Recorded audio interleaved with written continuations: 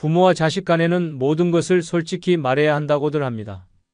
하지만 여러분, 정말 모든 진실이 가족의 평화를 가져올까요? 사실 자식에게 절대 말해서는 안 되는 비밀이 있습니다. 진실은 때로 치명적인 독이 될 수 있다는 말처럼 이 비밀들이 밝혀지는 순간 단단했던 가족의 유대가 한순간에 무너질 수도 있습니다. 아무리 가까운 가족이라도 절대 입 밖에 내어선 안 되는 금기의 영역이 존재합니다. 생각해 보세요. 부모님의 재산 분배 계획이 자식들 귀에 들어갔다고 상상해 보세요. 왜 형이 더 많이 받아요?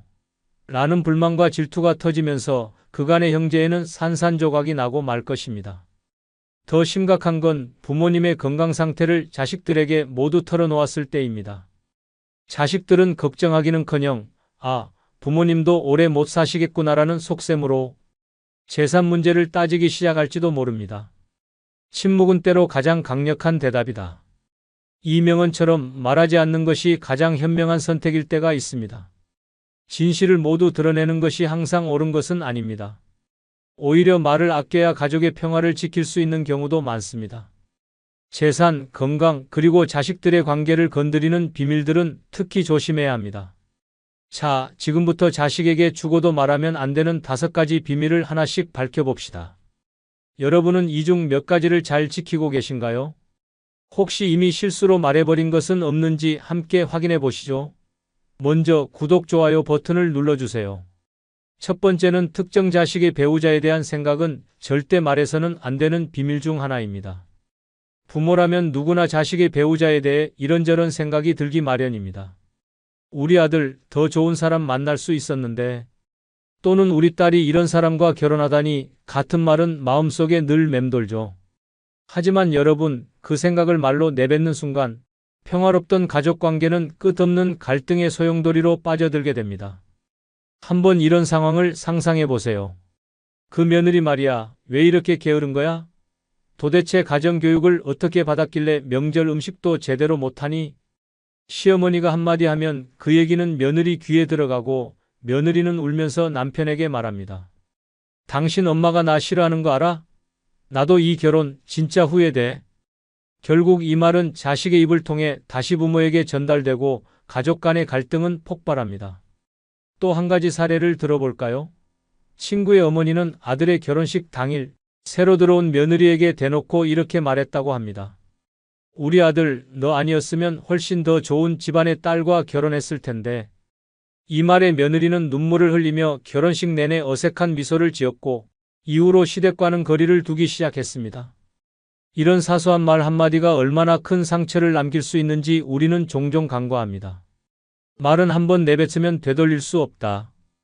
누군가의 말처럼 자식의 배우자에 대한 생각은 그들의 결혼 생활뿐만 아니라 부모와 자식 간의 관계에도 심각한 균열을 가져옵니다. 배우자는 자식의 선택입니다. 그 선택을 존중하지 않는 태도는 자식에게는 부모가 자신의 삶을 인정하지 않는다는 메시지로 받아들여질 수 있습니다. 더 나아가 배우자에 대한 부정적인 의견은 자식의 귀를 통해 배우자에게 그대로 전달되어 더 큰 갈등을 초래하게 됩니다. 한편 이런 말을 마음에 담아두는 것도 쉽지 않다는 걸 이해합니다.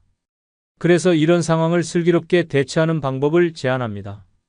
예를 들어 아들의 배우자가 마음에 들지 않을 때 속으로 그래, 저 사람도 누군가의 소중한 자식이지.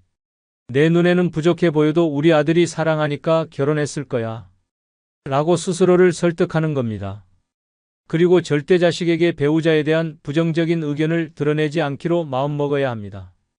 가장 현명한 부모는 입을 다무는 부모입니다.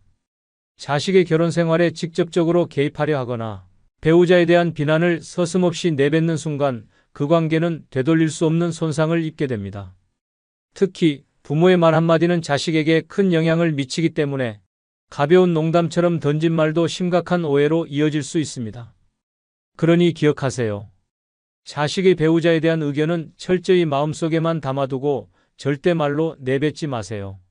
아들아, 딸아, 내가 행복하면 나도 행복하다는 마음으로 그들의 선택을 존중하고 믿어주는 것이야말로 부모가 할 수 있는 최고의 사랑입니다. 배우자에 대한 불만을 억누르는 일, 그것이 가족 간의 평화를 지키는 지름길입니다.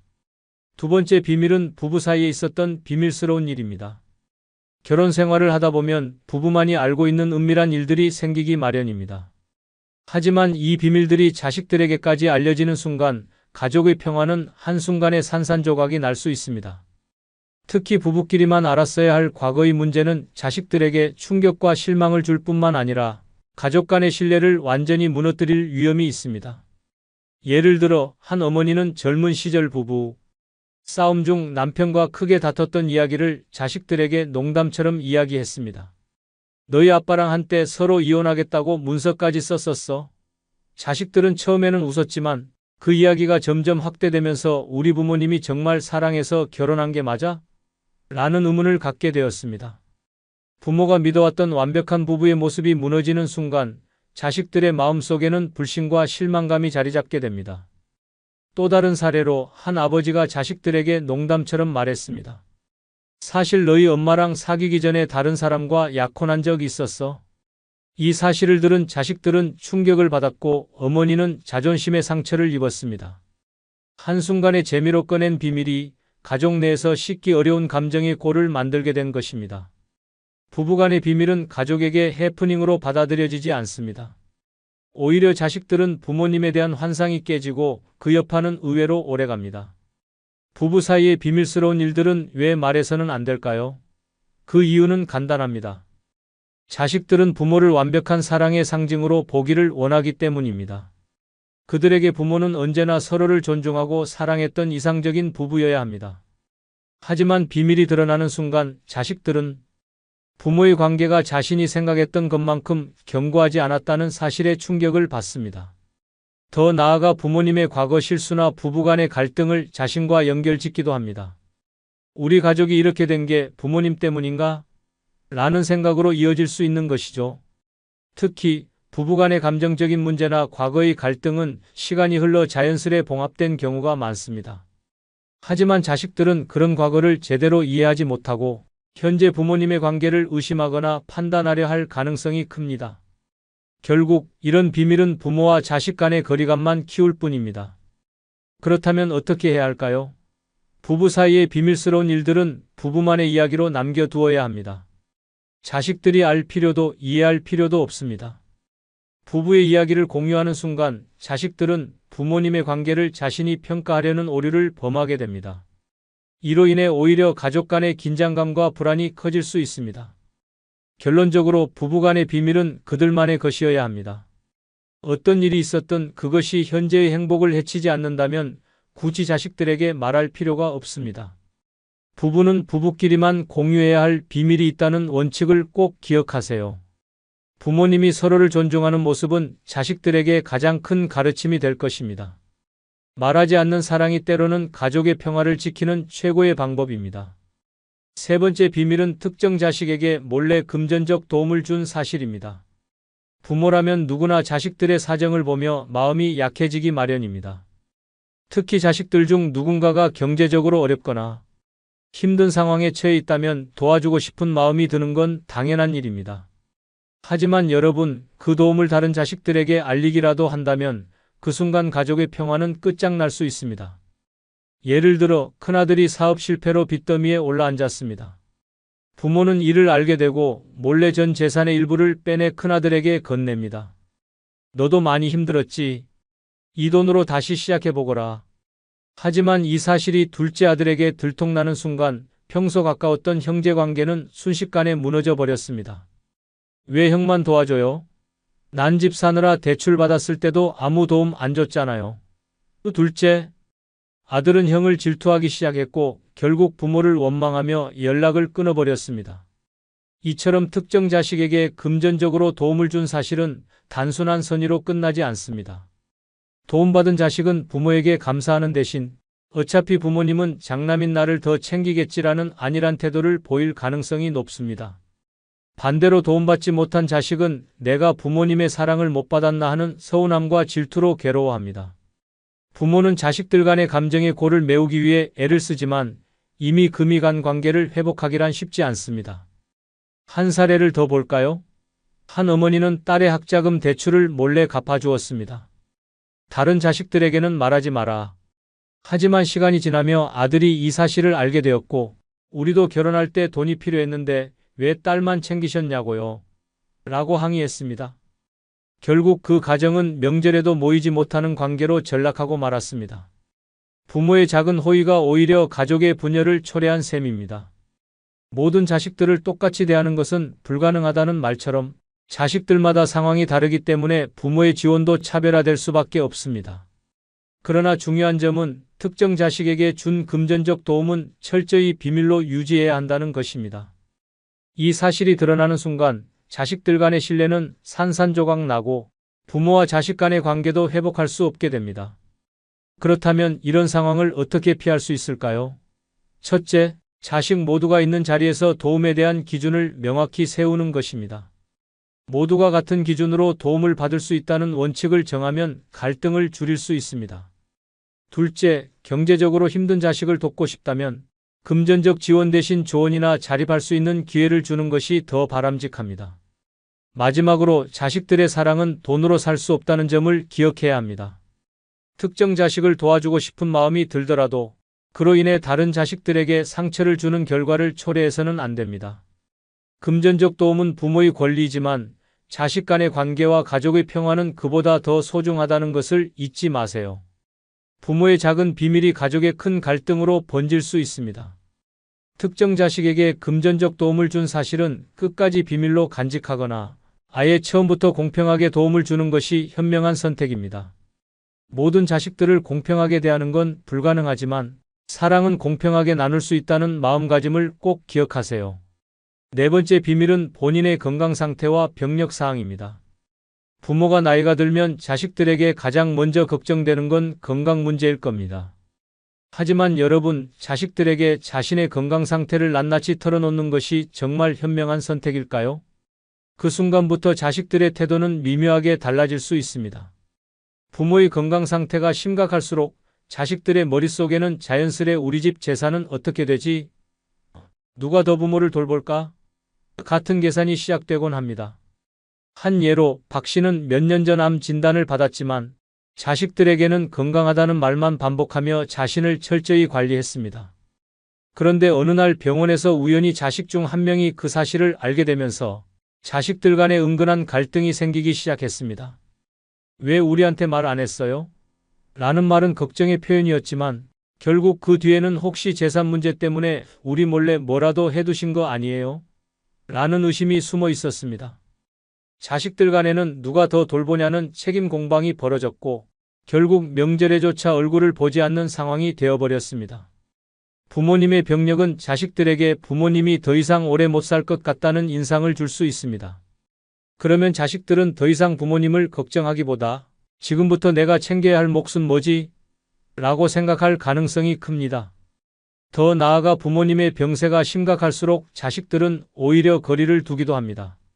내가 이렇게 바쁜데 부모님을 돌볼 여유가 없다며 돌봄을 서로 미루거나 심지어 병간호의 책임을 떠넘기기도 합니다. 또 다른 사례를 볼까요? 김 여사는 자식들에게 고혈압과 당뇨를 오래 앓고 있다는 사실을 알렸습니다. 자식들은 처음에는 엄마, 우리 이제 더 자주 찾아뵐게요 라며 위로했지만 시간이 지나면서 방문 횟수는 줄어들었고 오히려 전화로 엄마, 약은 잘 챙겨 드세요? 라는 말만 남긴 채 멀어지는 경우가 많아졌습니다. 이런 상황은 부모에게는 더 큰 상처를 남깁니다. 자식들의 무관심과 현실적인 태도는 부모가 결국 혼자구나라는 사실을 깨닫게 만드는 순간이 됩니다. 부모님의 건강 상태는 자식들에게 걱정거리를 남기고 싶지 않다는 이유로 비밀로 해야 할 뿐만 아니라 자신을 위한 선택이기도 합니다. 자신의 건강 문제를 스스로 잘 관리하고 필요하다면 전문가와 상담하며 준비하는 것이 훨씬 더 현명한 방법입니다. 자식들에게 병력을 알리는 대신 나는 괜찮으니 걱정 말아라는 말 한마디로 오히려 자식들에게 심리적 안정을 주는 것이 중요합니다. 더불어 자신의 건강 상태를 자식들에게 공개하면 그들은 부모의 결정을 존중하지 않고 지나치게 개입하려 들기도 합니다. 엄마, 그 병원 말고 여기로 가요. 이 약 먹지 말고 다른 걸 드세요. 라며 부모의 판단을 무시하거나 부담을 줄 수 있습니다. 이런 상황은 오히려 부모의 자율성을 해치고 가족 간 갈등을 유발할 가능성이 높습니다. 결론적으로 본인의 건강 상태와 병력 사항은 자식들과의 관계에서 매우 민감한 주제입니다. 모든 걸 말하지 않아도 괜찮습니다. 오히려 필요한 순간까지 숨기고 철저히 준비하며 남은 시간을 잘 활용하는 것이 현명합니다.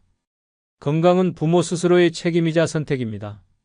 이 비밀을 지킴으로써 부모와 자식 간의 관계는 더욱 단단해지고 평화롭게 유지될 수 있습니다. 말하지 않아야 지킬 수 있는 비밀도 있다는 사실을 꼭 기억하세요. 5번째 비밀은 부모님의 재산 분배 계획입니다. 부모님의 재산이란 자식들에게는 종종 물려받을 몫으로 여겨집니다. 이 때문에 재산 분배 계획이 자식들 귀에 들어가는 순간 그동안의 가족 화목은 단 한순간에 박살날 수 있습니다. 특히 누구에게 얼마를 줄지에 대한 계획이 알려지면 자식들은 그 순간부터 가족이 아닌 경쟁자로 돌변하게 됩니다. 왜 형이 더 많이 받아? 나는 우리 집에서 제일 힘들게 살았는데 엄마 아빠는 왜 날 더 챙기지 않아요? 이런 말들이 가족 간의 전쟁을 시작하게 만드는 도화선이 됩니다. 한 사례를 들어볼까요? 친구의 어머니는 자신의 재산 대부분을 큰아들에게 물려주기로 이미 마음을 정했습니다. 이유는 간단했습니다. 큰아들이 부모님을 가장 자주 찾아오고 금전적으로도 도움을 주었기 때문이었죠. 하지만 이 사실이 작은아들에게 들통나면서 작은아들은 평생 형만 편애하더니 결국 돈도 형한테 다 주는 거냐고 폭발했습니다. 그 후로 두 형제는 명절에도 얼굴을 보지 않았고 부모님은 두 아들 사이에서 소가리를 하며 남은 노년을 외롭게 보내야 했습니다. 부모님의 작은 선택이 큰 가족 간의 균열을 초래한 셈입니다. 더 큰 문제는 자식들이 부모님의 재산 계획을 알게 되면 생존 계산에 들어간다는 겁니다. 예를 들어 부모님의 건강 상태가 나빠지면 자식들은 그제야 부모님 곁으로 몰려듭니다. 하지만 이건 애정 어린 관심이 아니라 상속에 대한 계산 때문입니다. 부모님이 병상에 누워 계실 때도 자식들 간에는 누가 더 많이 받나라는 보이지 않는 신경전이 벌어집니다. 결국 부모님은 이게 다 내 탓인가 하며 죄책감 속에서 여생을 보내야 합니다. 재산 분배 계획은 절대 자식들에게 공개적으로 드러내선 안 됩니다. 이 비밀은 철저히 부모님의 마음속에만 간직해야 합니다. 만약 유언장이나 증여 계획이 있다면 전문가와 상의해 법적으로 안전하게 작성해 두는 것이 가장 현명한 방법입니다. 그리고 자식들에게는 모두 공평하게 처리할 예정이니 걱정하지 마라는 단순하고 모호한 대답을 해주는 것이 좋습니다. 이 모함이야말로 가족 간의 갈등을 최소화할 수 있는 가장 강력한 무기입니다. 한편 재산을 어떻게 나눌지 고민하면서 자식들에게 모두 공평하게 물려줘야 한다는 부담감을 가질 필요는 없습니다. 부모님의 재산은 무엇보다도 자신을 위해 쓰는 것이 가장 우선입니다. 자식들이 부모님의 재산을 당연히 받을 몫으로 여길수록 그들의 기대를 관리하는 것이 중요합니다. 내가 남긴 것만 물려줄 거다는 단호한 태도가 필요할 수도 있습니다. 결론적으로 부모님의 재산 분배 계획은 자식들에게 절대 말해서는 안 되는 비밀 중 하나입니다. 말하는 순간 가족 간의 사랑은 금전적인 계산으로 변질되고 불화의 씨앗이 될 가능성이 큽니다. 재산은 부모님의 선택이고 그 선택은 비밀로 간직할 때만 진정한 의미를 가질 수 있습니다. 가족의 평화를 원한다면 재산 분배 계획은 끝까지 부모님만의 비밀로 남겨야 합니다. 자식들에게 모든 진실을 털어놓는 것이 꼭 옳은 일은 아닙니다. 위의 5가지는 한마디로 가족 간의 지뢰밭을 터뜨릴 수 있는 폭탄과도 같습니다. 아무리 진심이라도 진실이 항상 가족을 하나로 묶어주는 것은 아닙니다. 가족의 화목을 유지하려면 차라리 침묵이 가장 강력한 무기가 될 수 있습니다. 가족을 지키기 위해선 비밀도 필요하다. 부모와 자식 사이의 완벽한 솔직함은 때로 독이 될 수 있습니다. 끝까지 지켜야 할 비밀을 간직하고 그 비밀이 가족 간의 유대를 깨뜨리는 대신 보호막이 되어줄 수 있도록 현명하게 선택하세요. 가족 간의 평화는 말하지 않는 지혜에서 시작됩니다. 끝으로 구독, 좋아요 눌러주시면 더 좋은 영상으로 보답하겠습니다. 늘 건강하십시오. 65세가 넘으면 자연스럽게 나이가 들고 그저 시간만 흘러가는 거라고 생각하죠.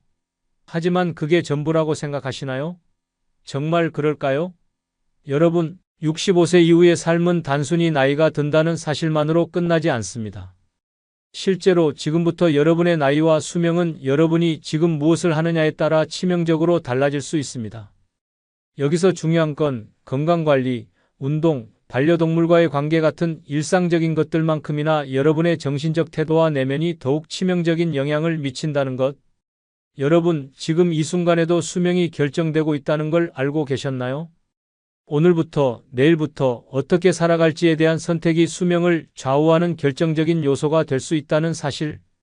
그동안 건강하게 나이 든다는 말만 듣고 지나친 사람들, 이제 더 이상 그런 방식으로 살아가면 후회가 끝이 없습니다. 20년, 30년 뒤를 대비하려면 더 이상 나이를 핑계로 살지 마세요. 65세 이후의 삶을 결정짓는 5가지 핵심 요소, 지금부터 그 충격적인 비밀을 파헤쳐 봅시다. 준비되셨나요? 이렇게 시청자들에게 경각심을 주고 강렬하게 다가가면 그들의 관심을 빠르게 끌 수 있을 것입니다. 단순한 정보 제공을 넘어 인생의 큰 변화를 일으킬 수 있다는 느낌을 줄 수 있어요. 구독, 좋아요 누르시면 시작하겠습니다. 첫 번째, 내 몸을 아끼는 습관, 나만의 건강법입니다. 65세 이후의 수명을 결정짓는 첫 번째 비결은 바로 내 몸을 아끼는 습관입니다. 나이 들면 그냥 아프겠지 하고 방치하면 후회는 나중에 옵니다. 나이를 먹을수록 그동안 내가 어떻게 몸을 관리했느냐가 단 1년의 차이를 만들 수 있다는 사실을 아시나요?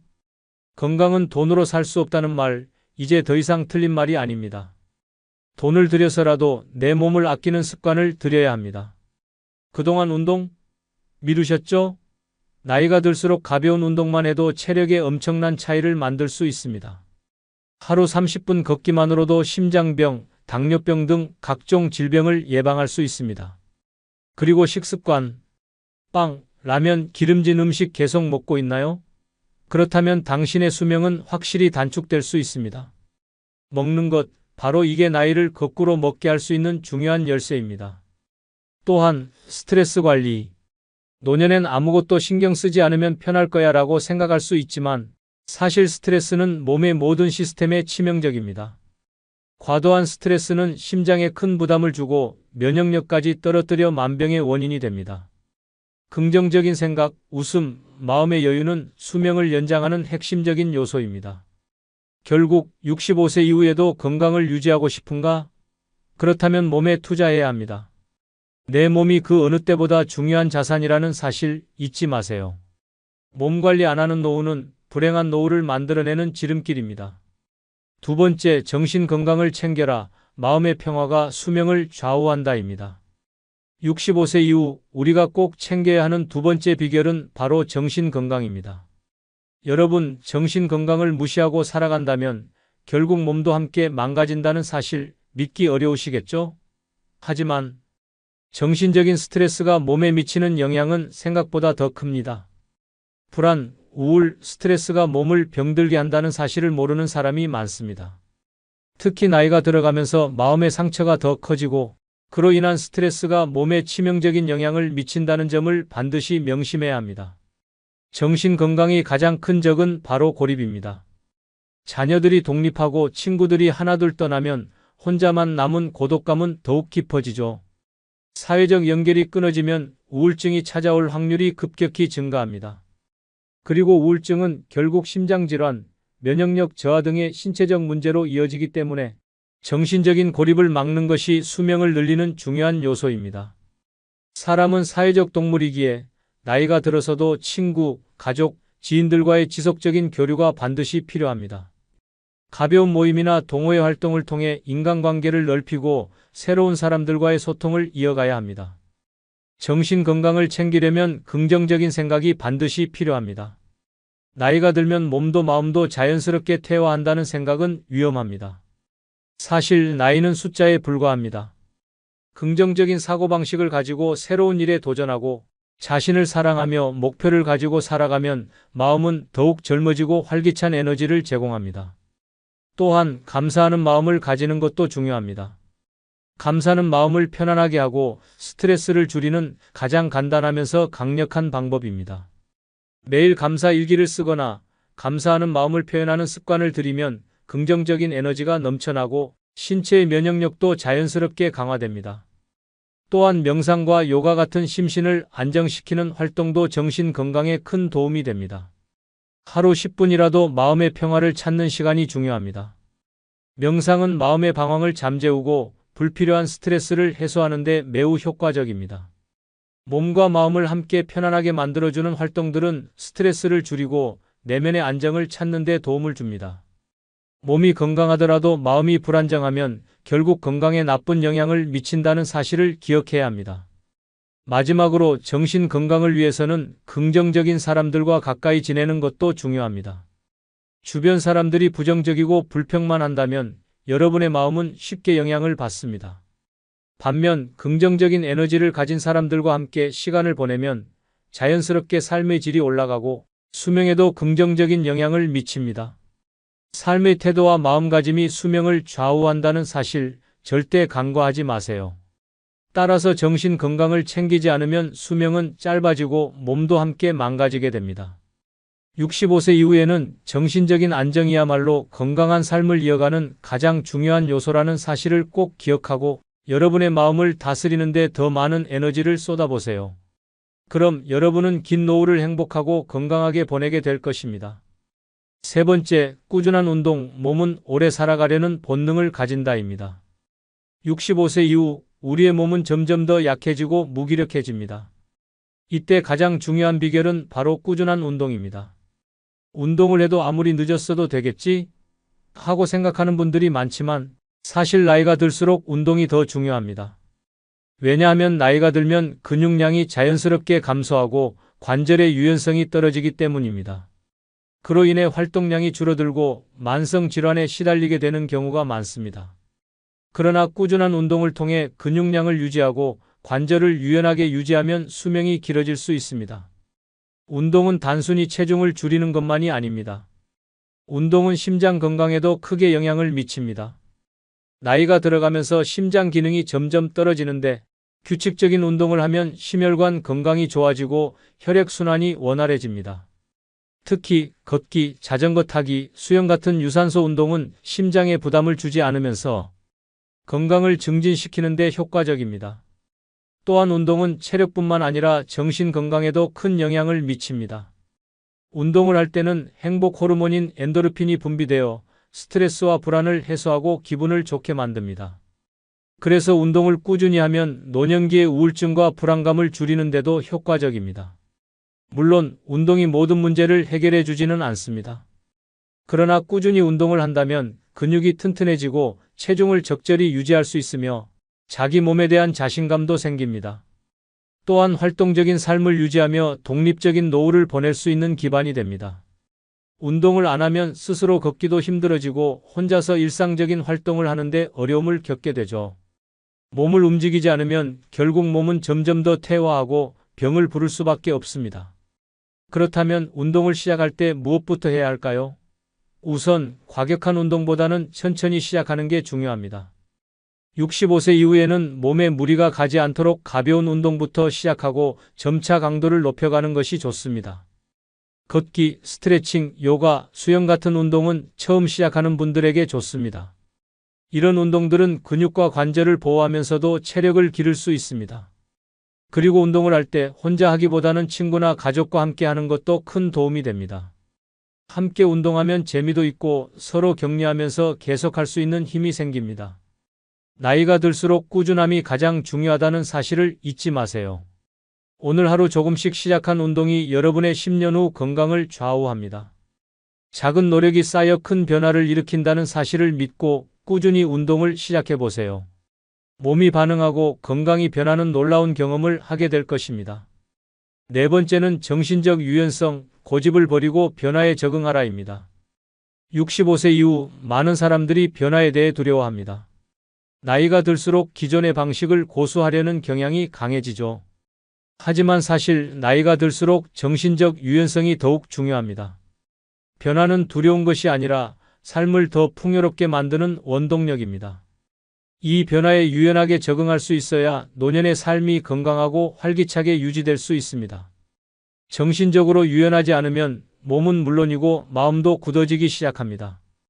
예를 들어 새로운 기술을 배우는 것이 싫어서 스마트폰이나 인터넷 사용을 거부한다면 점차 사회와의 연결이 끊어지고 정보의 흐름에서 뒤처지게 됩니다.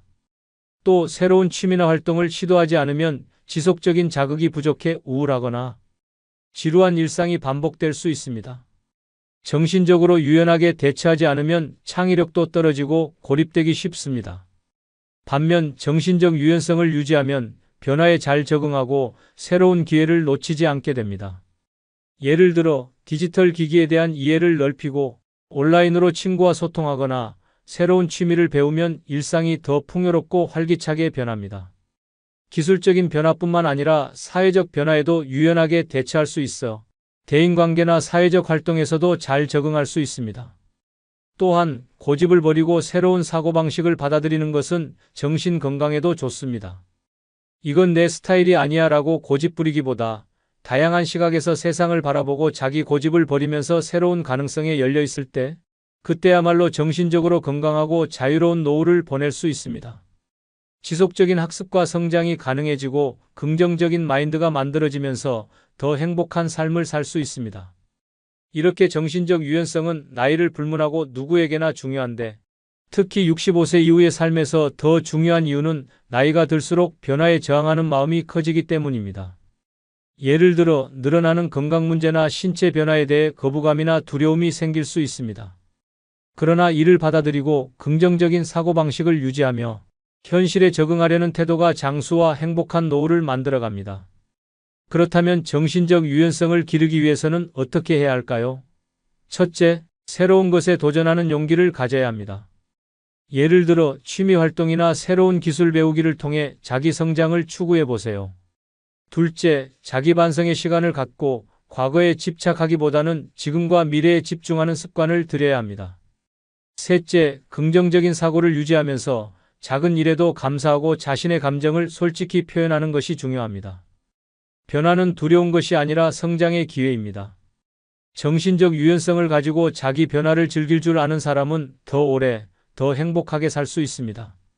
고집을 버리고 마음을 열어보세요. 변화에 유연하게 적응할 때 당신의 삶은 더욱 풍성하고 의미 있는 시간이 될 것입니다. 다섯 번째는 균형 잡힌 식습관, 과식은 결국 죽음의 속도입니다. 65세 이후 건강을 지키는 데 가장 중요한 것 중 하나가 바로 식습관입니다. 많은 사람들이 나이가 들수록 체중 관리나 식사에 소홀해지기 쉽습니다. 그러나 과식과 불균형한 식사는 결국 건강을 빠르게 해치는 주요 원인이 됩니다. 체중을 관리하는 것만큼 중요한 것은 영양소를 균형 있게 섭취하는 것입니다. 나이가 들수록 소화력과 대사 능력이 떨어지기 때문에 잘못된 식습관은 심각한 질병으로 이어질 수 있습니다. 첫째, 과식을 피해야 합니다. 젊을 때는 조금 과식해도 금방 소화되지만 나이가 들면 소화 기능이 떨어지고 과잉 칼로리는 체지방으로 축적됩니다. 그 결과 비만과 당뇨병, 심지어 심혈관 질환까지 이어질 수 있습니다. 배부르게 먹는 것이 인생의 유일한 즐거움처럼 느껴질 수 있지만 과식은 단기적인 즐거움에 지나지 않으며 몸에 축적된 지방은 결국 내 몸을 압박하고 병을 불러옵니다. 둘째, 당분과 나트륨 섭취를 줄여야 합니다. 나이가 들면 체내 염분과 당분의 배출 능력이 감소합니다. 특히 소금과 당분을 과도하게 섭취하면 고혈압, 당뇨, 심장질환 등이 생길 위험이 커집니다. 그러나 많은 사람들이 짜고 달고 맛있는 음식을 선호합니다. 하지만 이것이 바로 자신의 건강을 해치는 길이라는 것을 알아야 합니다. 이들 중독적인 맛이 입맛을 돋우는 데는 효과적일지 몰라도 장기적으로는 건강을 파괴하게 됩니다. 셋째, 단백질 섭취를 늘려야 합니다. 나이가 들면서 근육량이 줄어들고 그에 따라 기초 대사량도 감소합니다. 그래서 적절한 단백질 섭취가 중요합니다.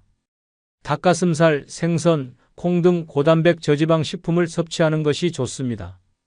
단백질은 근육을 유지하고 면역력을 높이며 피로회복에도 큰 도움이 됩니다. 따라서 채소와 과일과 함께 단백질을 균형 있게 섭취하는 것이 건강한 노후를 만드는 비결입니다. 또한 식사 시간을 규칙적으로 유지하는 것도 중요합니다. 불규칙한 식사나 늦은 밤의 야식은 소화에 부담을 주고 체내 리듬을 깨트리기 때문에 나이에 맞는 적절한 식사 시간을 지키는 것이 건강에 큰 도움이 됩니다. 마지막으로 수분 섭취를 소홀히 하지 말아야 합니다. 나이가 들면 체내 수분량이 줄어들기 때문에 적절한 수분 보충이 필수적입니다. 물 한 잔의 중요성은 아무리 강조해도 지나치지 않습니다. 물을 충분히 마시면 소화가 잘 되고 피부도 건강해지며 기분이 상쾌해집니다. 물 한 모금에도 건강이 달려 있다는 사실 절대 잊지 마세요. 결국 식습관이 노후의 건강을 좌우합니다. 과식, 과도한 당분, 나트륨은 죽음의 속도를 빠르게 할 수 있으며 균형 잡힌 식사와 정기적인 운동은 장수를 위한 최고의 투자가 될 수 있습니다. 이제 당장 잘 먹고 잘 자는 습관을 들여 건강한 노후를 맞이할 준비를 해야 합니다. 아무리 몸이 아프고 힘들어도 자기 자신을 돌보지 않으면 나이가 들어도 건강을 지킬 수 없습니다. 식사와 생활 습관이야말로 내 삶의 질을 결정짓는 열쇠입니다. 여러분, 65세 이후의 삶은 더 이상 나이 탓을 할 수 없습니다. 나이가 든다고 해서 모든 게 끝나는 게 아니에요. 정신적 태도와 삶의 방식이 여러분의 나머지 인생을 결정짓는다는 사실, 이제 알게 되셨죠? 여러분의 몸과 마음을 어떻게 다루느냐에 따라 수명은 물론 인생의 질이 완전히 달라질 수 있습니다. 앞으로 20년, 30년 더 살아야 한다면 그냥 지나치기에는 너무 늦어요. 다시 말해, 지금 당장 시작하지 않으면 여러분의 인생 후반전은 후회로 가득 차게 될 겁니다. 여러분은 변화할 준비가 되어 있나요? 여러분이 원하는 삶을, 원하는 건강을 만들기 위한 선택은 지금 바로 이 순간입니다. 다시 말해, 당신의 선택이 그 어떤 약이나 치료보다 더 중요한 시대가 왔다는 걸 잊지 마세요. 끝으로 구독, 좋아요 부탁드립니다. 새해도 늘 건강하시기 바랍니다. 감사합니다. 오래 사는 사람들의 비결 정말 단순합니다. 그런데 왜 이렇게 어렵게 느껴질까요? 사실 우리가 알고 있는 대부분의 건강 비법은 그냥 흘려듣고 지나치는 경우가 많습니다. 그런데 여러분 정말 오래 살고 싶다면 지금부터 하는 행동 하나하나가 수명을 결정짓는다는 사실을 알고 계셨나요? 65세 이후 매일같이 찾아오는 피로감, 점점 무뎌지는 기억력, 그리고 작아지는 체력. 이런 변화들을 나이 드니까 당연하지라고 생각하셨나요? 하지만 여기서 중요한 건 그냥 늙어가는 것이 아니라 어떻게 늙어가느냐입니다. 여러분이 지금 당장 이 5가지를 지킨다면 남들보다 더 건강하게, 더 활기차게, 그리고 더 길게 인생을 누릴 수 있습니다. 자, 지금부터 오래 살고 싶으면 꼭 지켜야 할 5가지를 하나씩 살펴보겠습니다. 이걸 놓친다면 단순히 오래 사는 것이 아니라 고통스럽게 오래 사는 삶이 될지도 모릅니다. 준비되셨나요? 구독, 좋아요 누르시면 시작하겠습니다. 첫 번째, 움직이면 살고 누우면 죽습니다. 매일 1시간 이상 걷기는 오래 사는 삶의 기본입니다. 걷기만으로도 심혈관 건강이 개선되고 체중이 조절되며 심지어 치매 예방 효과까지 있다는 사실을 알고 계셨나요? 하지만 많은 사람들이 시간 없어라며 걷기를 게을리합니다. 그러다 병원에 누워 걷기만 했어도 이렇게까지 되진 않았을 텐데 라며 후회하는 경우가 많습니다. 하루 1시간 이상, 즉 하루 7,000보에서 1만 보를 걷는 것은 단순히 건강을 유지하는 수준을 넘어 삶의 질을 완전히 바꾸는 열쇠가 됩니다. 걷는 동안 우리의 몸은 회복하고 마음은 정화되며 활력이 되살아납니다. 걷기를 시작한 사람들은 하나같이 말합니다. 이 간단한 행동이 내 삶을 이렇게 바꿀 줄 몰랐어요. 하루 1시간 걷기는 체력뿐만 아니라 전신 건강에 폭발적인 효과를 가져옵니다. 심장은 더 강하게 뛰고 혈압은 안정되며 혈액순환이 개선됩니다. 특히 매일 걷는 습관은 당뇨병, 고혈압, 심장병 같은 만성질환의 위험을 30% 이상 낮춰줍니다. 체중 감량에도 효과적입니다.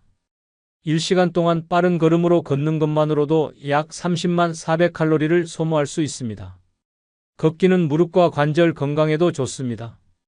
뼈를 강화하고 관절 주변 근육을 단련시켜 관절염의 위험을 줄입니다. 정신 건강에도 걷기는 필수적입니다. 걷는 동안 스트레스 호르몬인 코르티솔 수치는 감소하고 기분을 좋게 하는 엔도르핀과 세로토닌이 분비됩니다. 걷기를 꾸준히 하는 사람들은 우울증과 불안감을 덜 느끼며 긍정적인 에너지를 얻습니다. 걷기가 뇌 건강에 미치는 영향은 놀랍습니다. 뇌로 가는 혈류가 증가하면서 기억력과 집중력이 향상되고 치매 예방 효과도 기대할 수 있습니다. 걷는 동안 우리는 단순히 움직이는 것이 아니라 몸과 마음을 동시에 치료하는 것입니다. 걷기는 누구나 쉽게 시작할 수 있는 운동이지만 올바른 방법으로 해야 효과를 극대화할 수 있습니다. 허리는 곧게 펴고 시선을 정면으로 유지하며 걸어야 합니다. 어깨를 긴장하지 않고 자연스럽게 내리고 팔을 앞뒤로 가볍게 흔들어야 합니다. 발 뒤꿈치가 먼저 땅에 닿고 발바닥 전체를 사용해 밀어내는 방식으로 걷는 것이 중요합니다. 걷는 속도는 조금 빠른 정도로 숨이 약간 찰 정도가 이상적입니다. 걷는 동안에는 깊고 규칙적인 호흡을 유지하며 몸에 산소를 충분히 공급해야 합니다. 하루 7,000보에서 10,000보 걷기를 목표로 하고 처음 시작하는 사람이라면 짧게 나눠서 걷는 것도 좋은 방법입니다. 아침에 30분, 저녁에 30분 걷는 식으로 시간을 나누면 부담이 줄어듭니다. 일상에서 자연스럽게 걸음을 늘릴 수도 있습니다. 예를 들어 엘리베이터 대신 계단을 이용하거나 한 정거장 먼저 내려 목적지까지 걷는 습관을 들이는 것입니다. 걷기는 단순한 습관처럼 보이지만 그 효과는 강력합니다. 심장을 보호하고 체중을 조절하며 정신 건강까지 챙길 수 있는 완벽한 운동입니다. 매일 1시간씩 걷는 것은 단순히 오래 사는 것이 아니라 건강하고 활기찬 삶을 위한 첫걸음입니다. 지금 바로 편안한 운동화를 신고 걸어보세요. 당신의 건강은 한 걸음부터 시작됩니다.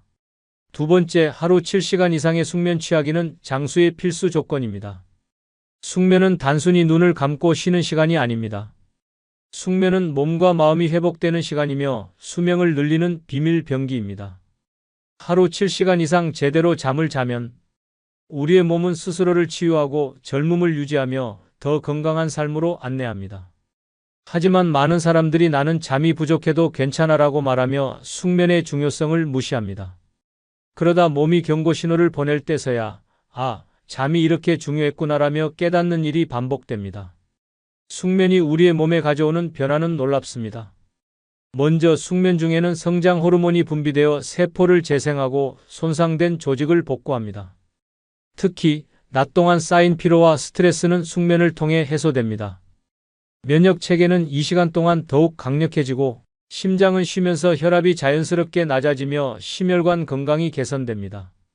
한 연구에 따르면 하루 7시간 이상 잠을 자는 사람은 6시간 이하로 자는 사람보다 심장병 발병률이 20% 이상 낮아진다고 합니다. 숙면은 뇌에도 필수적입니다. 잠을 자는 동안 뇌는 낮 동안 저장한 정보를 정리하고 불필요한 기억을 삭제하며 새로운 기억을 고정시킵니다. 즉, 숙면은 단기 기억을 장기 기억으로 바꾸는 데 중요한 역할을 합니다. 이 과정에서 독소와 노폐물이 제거되며 치매와 같은 신경퇴행성 질환의 위험도 줄어듭니다. 잠은 뇌의 청소 시간이다라는 말이 괜히 나온 게 아닙니다. 숙면이 피부에도 미치는 영향은 실로 대단합니다. 뷰티 슬립이라는 말처럼 잠을 잘 자는 사람은 피부톤이 맑고 주름이 덜 생깁니다.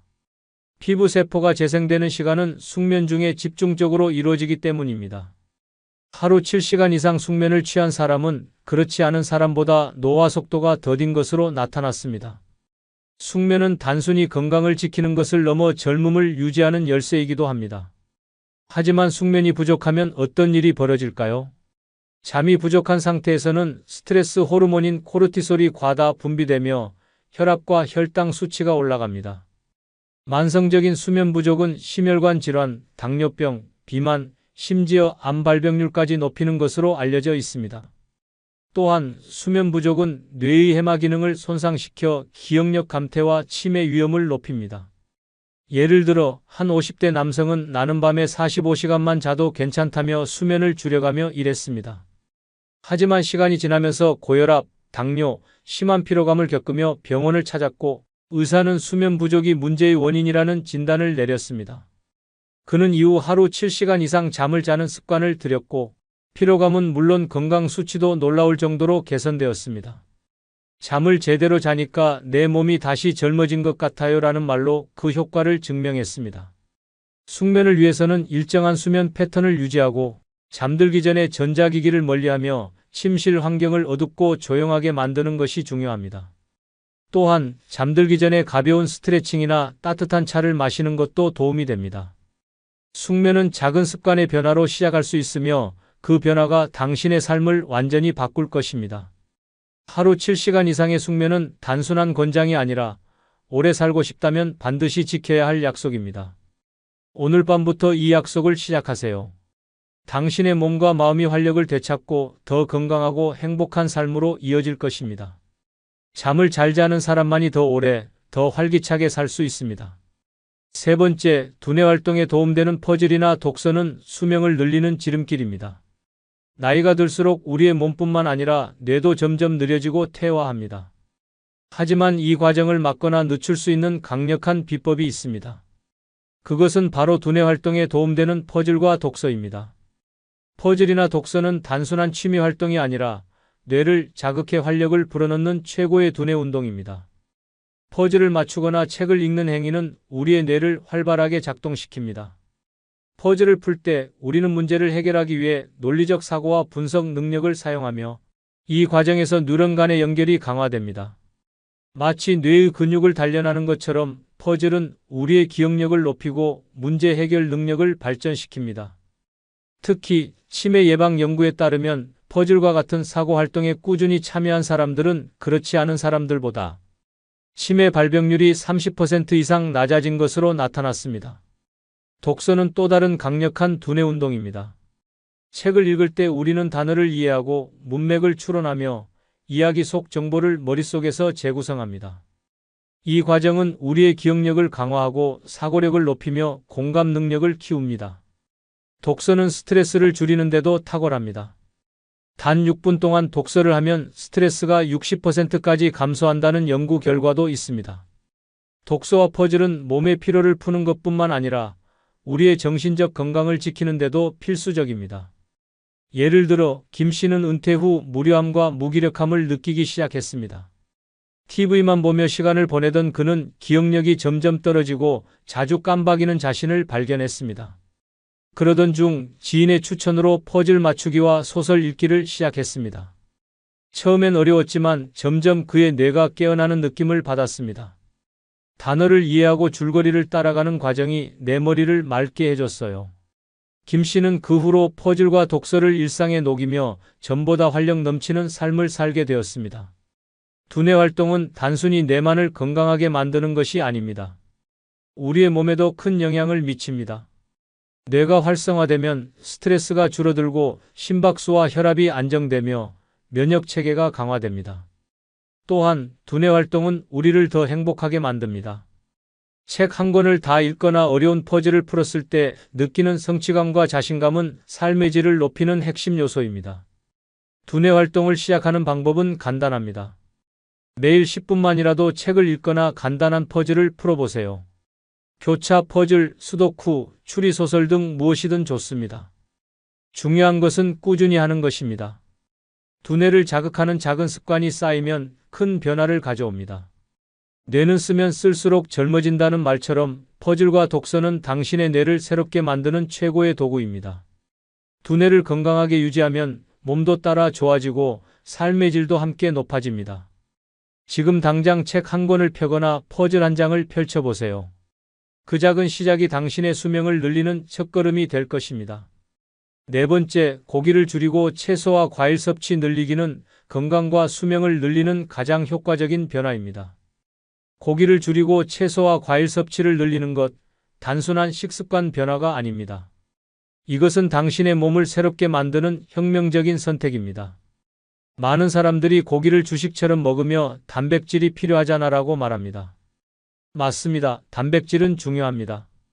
하지만 과도한 육류 섭취는 우리 몸에 예상치 못한 문제를 가져올 수 있습니다.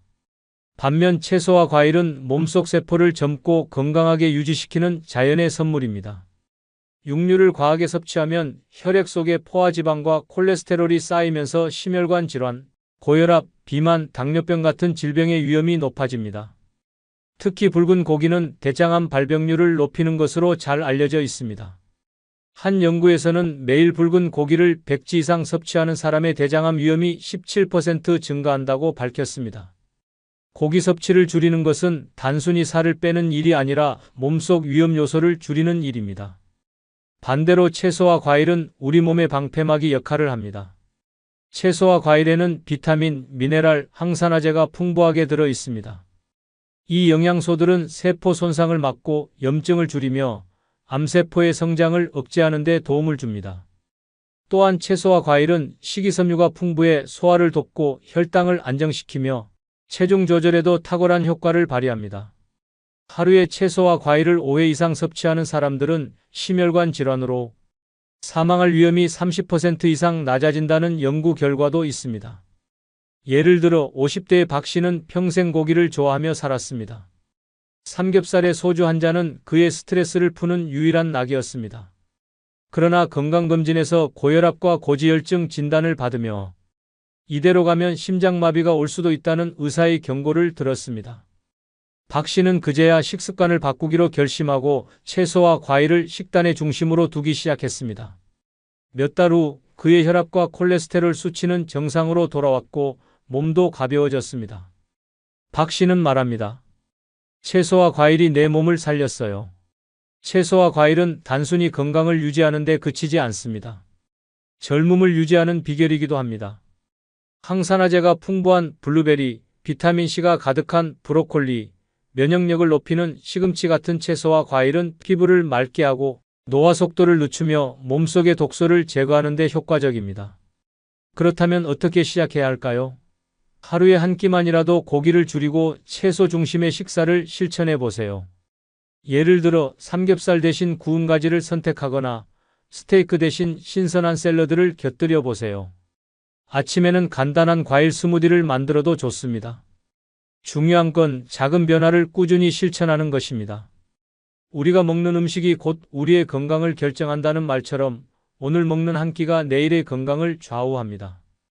고기를 줄이고 채소와 과일을 늘리는 것은 단순한 다이어트가 아닙니다. 이것은 몸의 세포를 되살리고 병을 예방하며 오래도록 건강하게 사는 지름길입니다. 지금부터 여러분의 식탁을 바꾸세요. 그 변화가 여러분의 수명을 바꾸는 시작이 될 것입니다. 5번째, 가족 및 친구들과의 교류 유지하기는 오래 사는 삶의 감춰진 비결입니다. 가족과 친구, 이들과의 교류는 단순히 외로움을 덜어주는 것을 넘어 우리의 몸과 정신 건강을 지키는 강력한 방어막 역할을 합니다. 사람은 사회적 동물입니다. 따뜻한 대화, 진심 어린 관심, 그리고 함께하는 시간은 우리에게 생명력을 불어넣습니다. 이를 무시하고 고립된 삶을 선택한다면 건강과 행복은 물론 수명까지도 줄어들 수 있습니다.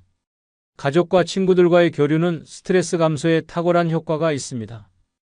연구에 따르면 정기적으로 가족이나 친구와 소통하는 사람들은 스트레스 호르몬인 코르티솔 수치가 낮아집니다. 스트레스는 고혈압, 심장병, 당뇨와 같은 만성 질환의 주요 원인입니다. 반대로 사랑하는 사람들과의 교류는 이러한 질환의 위험을 줄이고 몸을 더욱 건강하게 만듭니다. 단순히 이야기를 나누는 것만으로도 우리는 더 오래 살 준비를 하는 셈입니다. 정신적인 측면에서도 가족 및 친구들과의 교류는 치매와 우울증 예방에 효과적입니다. 뇌는 계속 사용해야 건강을 유지합니다. 대화와 교류를 통해 우리는 기억력과 사고력을 유지할 수 있습니다. 특히 고령자의 경우 자주 사람들과 만나고 대화하는 활동은 뇌의 활성화를 도와 치매 위험을 30% 이상 낮춰줍니다. 사랑하는 사람들과 함께 웃고 함께 고민을 나누는 것은 최고의 뇌 운동입니다. 예를 들어 70대에 접어든 이 씨는 은퇴 후 자연스럽게 친구들과 멀어지고 가족과도 연락이 줄어들었습니다. 그는 점점 외로움을 느끼며 내 인생은 끝났나 보다라고 생각했습니다. 하지만 우연히 지역 노인회 활동에 참여하면서 다시 사람들과 어울리게 되었고 매주 모임에서 이야기꽃을 피우며 활력을 되찾았습니다. 이 씨는 말합니다. 사람들과 어울리면서 내 삶이 다시 살아난 기분이에요. 몸도 가벼워지고 마음도 행복합니다. 가족과 친구들과의 교류는 단순한 만남이 아니라 우리 몸과 마음을 지탱하는 버팀목입니다. 이러한 관계는 스트레스를 줄이고 면역 체계를 강화하며 삶에 대한 만족감을 높여줍니다. 중요한 것은 연락을 기다리는 것이 아니라 스스로 먼저 다가가는 것입니다. 짧은 전화 한 통, 가벼운 안부 문자, 혹은 작은 선물만으로도 관계는 유지될 수 있습니다. 또한 친구들과의 관계를 통해 웃음과 긍정적인 에너지를 얻는 것은 장수와 직결됩니다. 웃음은 천연 진통제이자 스트레스 해소제입니다. 가족과 함께하는 저녁 식사, 친구들과의 커피 한 잔은 단순한 시간이 아닙니다. 그것은 우리의 심장을 뛰게 하고 뇌를 활성화시키며 삶의 질을 높이는 강력한 비결입니다. 혼자 오래 살 수는 없습니다. 사람들과의 교류는 우리의 삶을 풍요롭게 하고 수명을 연장하는 데 중요한 역할을 합니다. 지금 당장 전화기를 들고 가족과 친구에게 연락하세요. 그 짧은 대화가 여러분의 인생을 길고 건강하게 만들어줄 시작이 될 것입니다. 사람이 가장 좋은 약이라는 말 진리입니다. 여러분, 오래 살고 싶다면 지금 당장 선택해야 합니다. 여러분, 오래 사는 비결은 복잡하지 않습니다. 문제는 우리가 그것을 알고도 실천하지 않는다는 데 있습니다. 건강하게 오래 사는 삶은 선택의 문제입니다. 바로 지금 여러분의 삶에서 무엇을 바꾸고 무엇을 지킬 것인지 선택할 순간이 왔습니다. 내일부터 시작할게라는 말은 결국 평생 시작하지 않겠다는 핑계에 불과합니다. 몸과 마음을 지키는 단 5가지, 오늘부터 실천하십시오. 이 5가지를 실천하면 단순히 오래 사는 것만이 아니라 더 젊고 더 행복하고 더 의미 있는 삶을 살 수 있습니다. 이 모든 것이 쌓이면 당신의 미래는 지금과 완전히 달라질 것입니다. 늦지 않았습니다. 오늘 당신의 선택이 내일을 결정합니다. 한 걸음씩 바꾸겠다는 그 다짐이 당신을 더 오래, 더 건강하게, 그리고 더 행복하게 만들어줄 것입니다. 미래의 당신이 지금의 당신에게 고맙다고 말할 날이 올 겁니다. 지금 시작하세요. 당신의 삶은 그럴 만한 가치가 있습니다. 마지막으로 좋아요와 구독 부탁드립니다. 감사합니다. 65세, 이 나이가 되면 자식들에게 의지하고 그들의 손길을 기다리게 되는 것이 당연한 것일까요? 자식들이 가장 중요하다는 생각, 그 정말 맞는 말일까요? 사실 자식보다 중요한 것들이 존재합니다. 나이가 들수록 우리가 의지해야 하는 것들이 자식들이 아닌 오히려 자신의 힘과 준비가 더 중요하다는 사실을 알고 계셨나요? 대부분의 사람들이 65세 이후에 삶이 점차적으로 자식들에게 의존적이 될 것이라고 생각하지만 그럴수록 자기 자신을 위한 버팀목이 없으면 어떤 일이 일어날까요? 자식이 있다고 해서 노후가 행복해지는 것은 아닙니다. 자식이 잘못하면 그 충격은 고스란히 본인에게 돌아옵니다. 그렇다면 우리가 65세 이후 어떻게 살아가야 할지에 대한 고민, 그에 대한 해답이 자식들보다 더 중요한 6가지 버팀목에 숨어 있습니다. 이 6가지 지금 바로 확인하지 않으면 후회할지도 모릅니다. 구독, 좋아요 누르시면 시작하겠습니다. 65세 이후 자식들보다 더 중요한 첫 번째 버팀목은 바로 자기 주도적인 생활입니다. 나이가 들수록 자식들의 돌봄이나 지원을 기대하기 쉽지만 결국 자기 삶은 자신이 주도해야 합니다. 자식들은 각자의 삶이 있고 이제는 부모의 삶에 간섭하기 어려운 시점이 오기 때문입니다. 그럴수록 내가 원하는 대로 내가 원하는 삶을 살겠다는 태도가 더 중요해지죠. 예를 들어 자식들이 엄마, 이제 혼자 살면 위험하니까 요양원에 가세요라고 말할 때 그 말을 곧이곧대로 따르기보다는 나는 내가 혼자 사는 게 편해라고 답할 수 있는 용기가 필요합니다. 한 예로 제 친구의 어머니는 70세가 넘은 나이에도 여전히 자기 집에서 독립적으로 살고 있습니다. 자식들이 엄마, 왜 이렇게 힘들게 혼자 사세요? 라고 물을 때마다 어머니는 내가 선택한 삶이니까 나한테 맞는 길이야 라며 단호하게 대답하곤 합니다. 물론 걱정하는 마음에서 자식들이 제안한 요양원으로 가자고 했지만 어머니는 혼자서 살기 위한 안전한 대처 방법을 찾았습니다. 요즘에는 스마트폰을 배워서 가족과 연락을 주고받으며 주치의와 주기적인 검진을 받으면서 혼자 살아가고 있죠. 그렇다면 왜 이런 자기 주도적인 생활이 중요한 걸까요? 65세 이후에는 내가 원하는 대로 스스로 선택하고 결정하는 능력이 필요합니다. 자식들이 무조건 옳고 나쁜 결정을 내려주는 시대는 끝났습니다. 예를 들어 자식들이 주는 돈이 많다고 해서 그 돈이 내게 행복을 준다고 믿는 건 위험한 착각입니다. 자신이 원하는 일을 하면서 경제적 독립을 유지하는 게 훨씬 중요합니다. 자식에게 의존하기 시작하면 마음의 주인이 자식이 되어버리기 쉽습니다. 그렇게 되면 결국 내 삶이 아니라 자식의 삶에 끌려다니는 인생이 될 수 있습니다. 또한 자기 주도적인 생활은 정신적으로도 큰 영향을 미칩니다. 예를 들어 65세 이후에는 여전히 나만의 취미나 관심사를 추구하는 것이 중요합니다. 예전에 좋아했던 그림 그리기나 여행, 운동 등을 다시 시작해 보세요. 내가 무엇을 좋아하고 무엇을 해야 즐거운지 파악하는 것이 바로 자기 주도적인 삶을 사는 첫걸음입니다. 누군가의 눈치를 보지 않고 내가 원할 때, 내가 하고 싶은 것을 하는 자유는 젊은 시절의 느낌처럼 에너지를 불어넣어 줍니다. 결국 자기 주도적인 생활을 하려면 나 자신에게 책임을 지고 선택할 수 있는 능력을 키워야 합니다. 그러므로 자식들보다 더 중요한 첫 번째 버팀목은 바로 내가 원하는 대로 살아가는 삶을 주도하는 것입니다. 65세 이후 자식들보다 더 중요한 두 번째 버팀목은 바로 디지털 세상에 적응하기입니다. 이제는 스마트폰이나 인터넷을 잘 활용하는 것이 삶의 질을 확실하게 달라지게 만듭니다. 자식들이 주는 스마트폰이 어렵다고 느껴지거나 처음에는 인터넷을 활용하는 게 부담스러울 수 있지만 그걸 넘어서면 자식들과의 소통이 훨씬 원활해지고 일상에서 유용하게 쓰이는 도구가 됩니다. 실제로 저희 어머니는 처음 스마트폰을 쓰기 시작했을 때 이걸 어떻게 쓰냐? 며 불평을 늘어놓으셨습니다. 문자 메시지를 보내는 것도 전화번호를 저장하는 것도 어렵다고 하셨죠. 그런데 어느 날 며느리가 간단한 메시지를 보내며 엄마, 늦게 주무세요라고 문자로 말했는데 어머니가 그렇게 답장을 하신 적이 없습니다. 그 후 저희 어머니는 소셜미디어를 배우기 시작하면서 저희 가족과 더 자주 연락하게 되셨습니다. 지금은 어머니가 스마트폰을 그대로 두고 나가면 불안해할 정도로 심지어 스마트폰으로 인터넷 쇼핑도 잘하십니다. 디지털 세상에 적응하는 것이 중요한 이유는 자식들과의 소통을 원활하게 해주기 때문입니다. 옛날에는 전화나 편지로만 소식을 주고받았다면 요즘에는 메신저나 SNS로 실시간 소통이 가능합니다. 예를 들어 자식이 바쁘거나 다른 지역에 살고 있으면 문자 메시지로 간단히 안부를 묻고 사진도 보내는 것이 일상이 되어버렸습니다. 만약 이 시대에 스마트폰을 못 쓴다면 자식들과의 관계가 점점 더 멀어질 수 있습니다. 자식들이 아프거나 기쁜 일이 있을 때 즉시 소식을 알 수 있고 더 나아가 영상통화나 사진을 주고받으며 감정을 공유할 수 있죠. 또한 디지털 기기나 인터넷을 잘 활용하면 정보를 손쉽게 얻을 수 있습니다. 최근에는 다양한 건강 관련 앱들이나 유튜브 채널들이 제공하는 정보들이 많아 스마트폰만 있으면 집에서 손쉽게 운동법을 배우거나 영양 정보를 알 수 있습니다.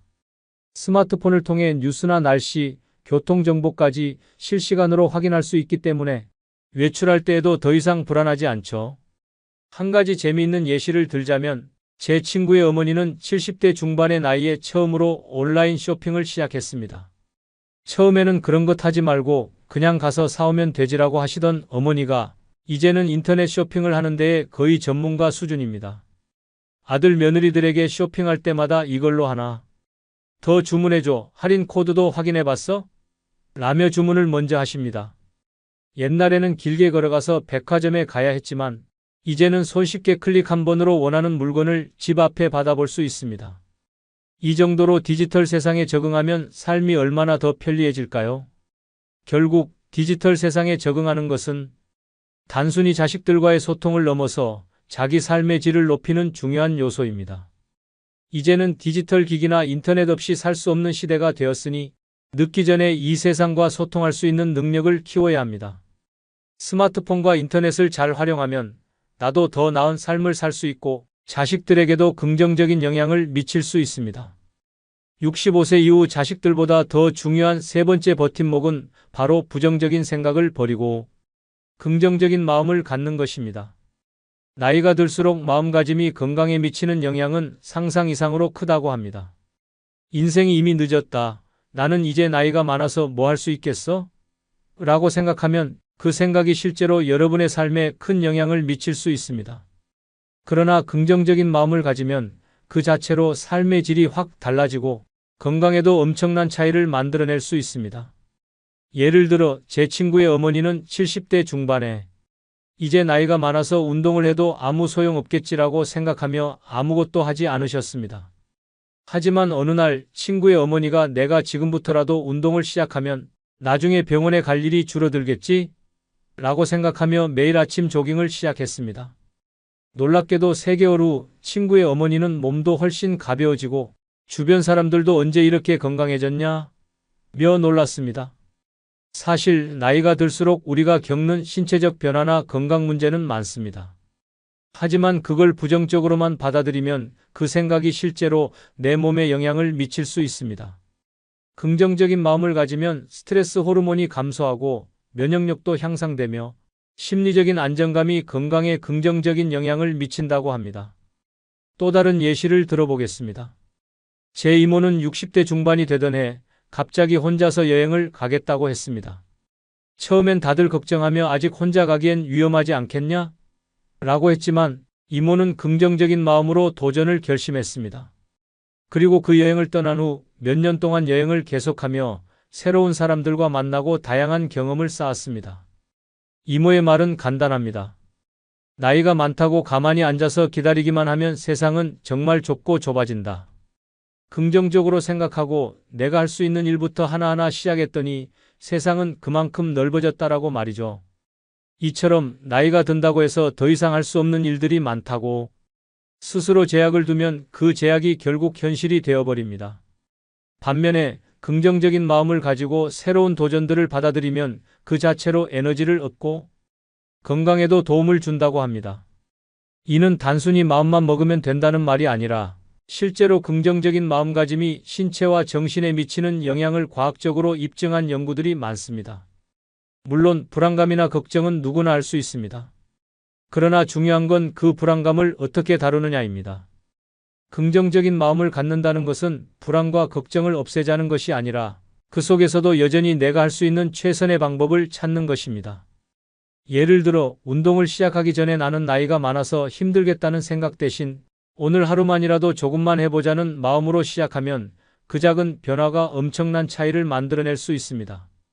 또한 자기 자신에 대한 신뢰를 갖는 것도 중요합니다. 나는 이제 늙었으니까 아무것도 할 수 없어라고 생각하는 순간 그 생각은 자기 성취감을 갉아먹고 결국 건강에도 영향을 미친다고 합니다. 하지만 긍정적으로 아직 내가 할 수 있는 일이 있다고 생각하면 그 마음이 실제로 여러분을 더 건강하고 행복하게 만듭니다. 결국 나이가 들수록 긍정적인 마음가짐이 무엇보다 중요한 이유는 그것이 단순한 정신적 상태를 넘어서 몸과 마음의 건강을 지탱해주는 가장 강력한 힘이기 때문입니다. 긍정적인 마음을 갖는 것은 단순히 기분이 좋아지는 것뿐만 아니라 더 오래 살고 건강하게 살 수 있는 비결이 될 수 있습니다. 65세 이후 자식들보다 더 중요한 네 번째 버팀목은 건강한 수면을 취하는 것입니다. 충분한 잠은 젊음을 유지하는 가장 중요한 요소입니다. 나이가 들수록 몸의 회복력이 떨어지기 때문에 충분하고 질 좋은 수면은 여러분의 건강을 지키는 가장 중요한 열쇠입니다.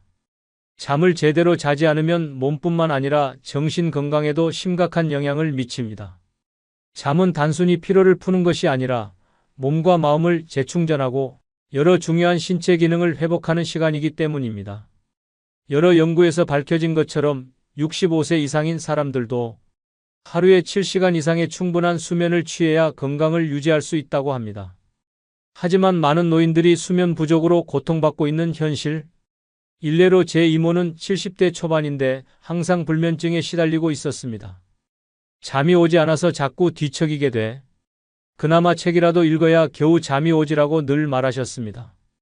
그런데 얼마 전 이모가 잠을 잘 자게 된 비결을 이야기해 주었는데 바로 자기 전에 핸드폰을 끄는 것이었습니다. 현대의 기술 발전 덕분에 스마트폰이나 TV를 통해 정보를 얻는 것도 중요하지만 이모처럼 잠을 자기 전에는 전자기기를 사용하지 않는 것이 얼마나 중요한지 새삼 깨달을 수 있었습니다. 이모가 말한 것처럼 전자기기에서 나오는 블루라이트가 수면을 방해한다는 연구 결과가 있죠. 스마트폰, 컴퓨터, TV 등을 자주 보면 잠이 잘 오지 않는 것은 그만큼 이들 기기들이 뇌를 자극하기 때문입니다. 그래서 이모는 자기 전에 디지털 디톡스를 실천하면서 훨씬 더 깊은 잠을 자게 되었다고 했습니다. 수면의 질은 단순히 시간에만 의존하지 않습니다. 잠자는 환경도 중요합니다.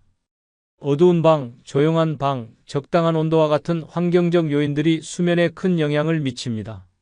저의 친구 김 씨는 편안한 잠을 위한 가장 중요한 요소는 침대와 베개라고 말합니다. 김 씨는 잠을 자면서 목이나 허리가 아파서 자꾸 깨는 일이 많았는데 결국 자신의 체형에 맞는 베개와 매트리스를 찾은 후 잠이 훨씬 편안해졌다고 하더군요. 그는 잠자리를 바꿔놓으니까 아침에 일어날 때 전혀 피곤하지 않다며 건강한 수면의 중요성을 강조했습니다. 건강한 수면은 정말 젊음을 유지하는 데 중요한 역할을 합니다. 잠을 제대로 자면 면역력도 높아지고 스트레스도 줄어들며 기억력과 집중력도 향상됩니다. 나이가 들수록 더욱 정기적인 수면 루틴이 필요합니다. 매일 같은 시간에 잠자리에 들고 일어나는 습관을 들이면 몸이 자연스럽게 수면 리듬에 맞춰져 더욱 쉽게 깊은 잠에 빠질 수 있게 됩니다. 결국 건강한 수면을 취하는 것이 65세 이후에 중요한 이유는 그만큼 우리의 몸이 회복하고 재충전하는 데 중요한 시간이기 때문입니다. 수면 부족은 만성 피로를 초래하고 질병의 원인이 될 수 있습니다. 기억력 저하, 우울증, 고혈압, 당뇨와 같은 여러 질병들이 수면 부족과 밀접한 관계가 있다는 사실을 잊지 마세요. 그렇다면 이제 수면을 우선시하는 삶을 시작할 시간입니다. 65세 이후 자식들보다 더 중요한 5번째 버팀목은 남아있는 돈을 나를 위해 쓰는 것입니다. 자식에게 전 재산을 물려주기 전에 남은 인생을 나 자신을 위해 쓰는 것이 중요합니다. 자식에게 다 퍼주고 자신은 손끝 하나 움직이지 않으며 늙어가는 인생을 그냥 보내는 것보다 자신의 행복과 건강을 위해 투자하는 것이 얼마나 중요한지를 알아야 합니다. 많은 노인들이 자식에게 재산을 남기기 위해 열심히 일하고 아끼고 모은 돈을 다 쏟아붓고 있습니다. 그러나 그들이 가장 중요한 것을 놓치고 있는 사실이 있습니다. 자신의 삶을 위한 돈을 제대로 쓰지 않는다면 결국에는 자식들에게도 부담을 주게 될 뿐입니다. 사실 자식들이 부모님의 재산을 물려받는 것보다 더 중요한 것은 부모님이 자신의 삶을 즐기고 건강하게 지내는 것입니다. 예를 들어 제 친구 최미영 씨는 65세가 넘어서도 매우 활기차게 살고 있습니다. 그녀는 몇 년 전부터 매달 용돈을 아껴 쓰는 대신 자신이 하고 싶은 일을 위해 돈을 쓰기로 결심했습니다. 그동안 자식들한테만 신경 쓰면서 나 자신을 등한시했어요. 그런데 이제는 내가 먼저 행복해야 가족도 행복하다는 걸 깨달았죠라고 말하며 취미 생활에 투자를 시작했습니다. 그녀는 여행, 미술 수업, 필라테스 등 다양한 활동을 통해 활력을 얻고 매일 즐겁게 살아가는 모습을 보입니다. 자식들은 물론 기쁘게 그녀의 삶을 응원하며 그 어떤 물질적인 것보다 엄마가 행복한 것이 더 중요하다는 걸 이해하게 되었습니다. 그러니까 이제부터라도 돈을 절약하며 아끼지 마세요. 자신을 위한 지출은 그만큼 중요합니다. 여행을 떠나고 배우고 즐기는 것은 단순한 취미가 아니라 정신적, 신체적 건강을 위한 투자입니다. 아침에 일어나면 힘들게 집안일을 하며 시간을 보내는 것보다 자신의 행복을 위해 뭔가 새로운 일을 시작하는 것이 삶을 더욱 풍요롭게 만들죠. 그런데 실제로 이런 마인드를 가진 사람들도 많습니다. 김성숙 씨, 70세인 그녀는 매달 소액이라도 나를 위해 쓰자며 자신을 위한 것에 돈을 쓰기 시작했습니다. 예를 들어 새로운 취미를 찾기 위해 그림 수업에 등록, 정기적인 마사지와 스파로 피로를 풀고 좋은 식재료를 사서 건강한 요리를 해 먹습니다. 그렇게 매달 조금씩 자신에게 투자하면서도 자식에게 아무것도 부담을 주지 않습니다. 물론 재산을 물려주는 것도 중요하지만 먼저 자신이 살아가면서 진짜 행복을 느낄 수 있는 방법을 찾아야 합니다. 그러니 여러분도 이제는 남아있는 돈을 자신에게 투자하고 자식들에게 그저 경제적인 것만을 기대하는 삶에서 벗어나 자신의 삶을 더욱 풍요롭게 만드는 지혜를 발휘해 보세요. 이제부터 나만의 삶을 살겠다는 결심을 하세요.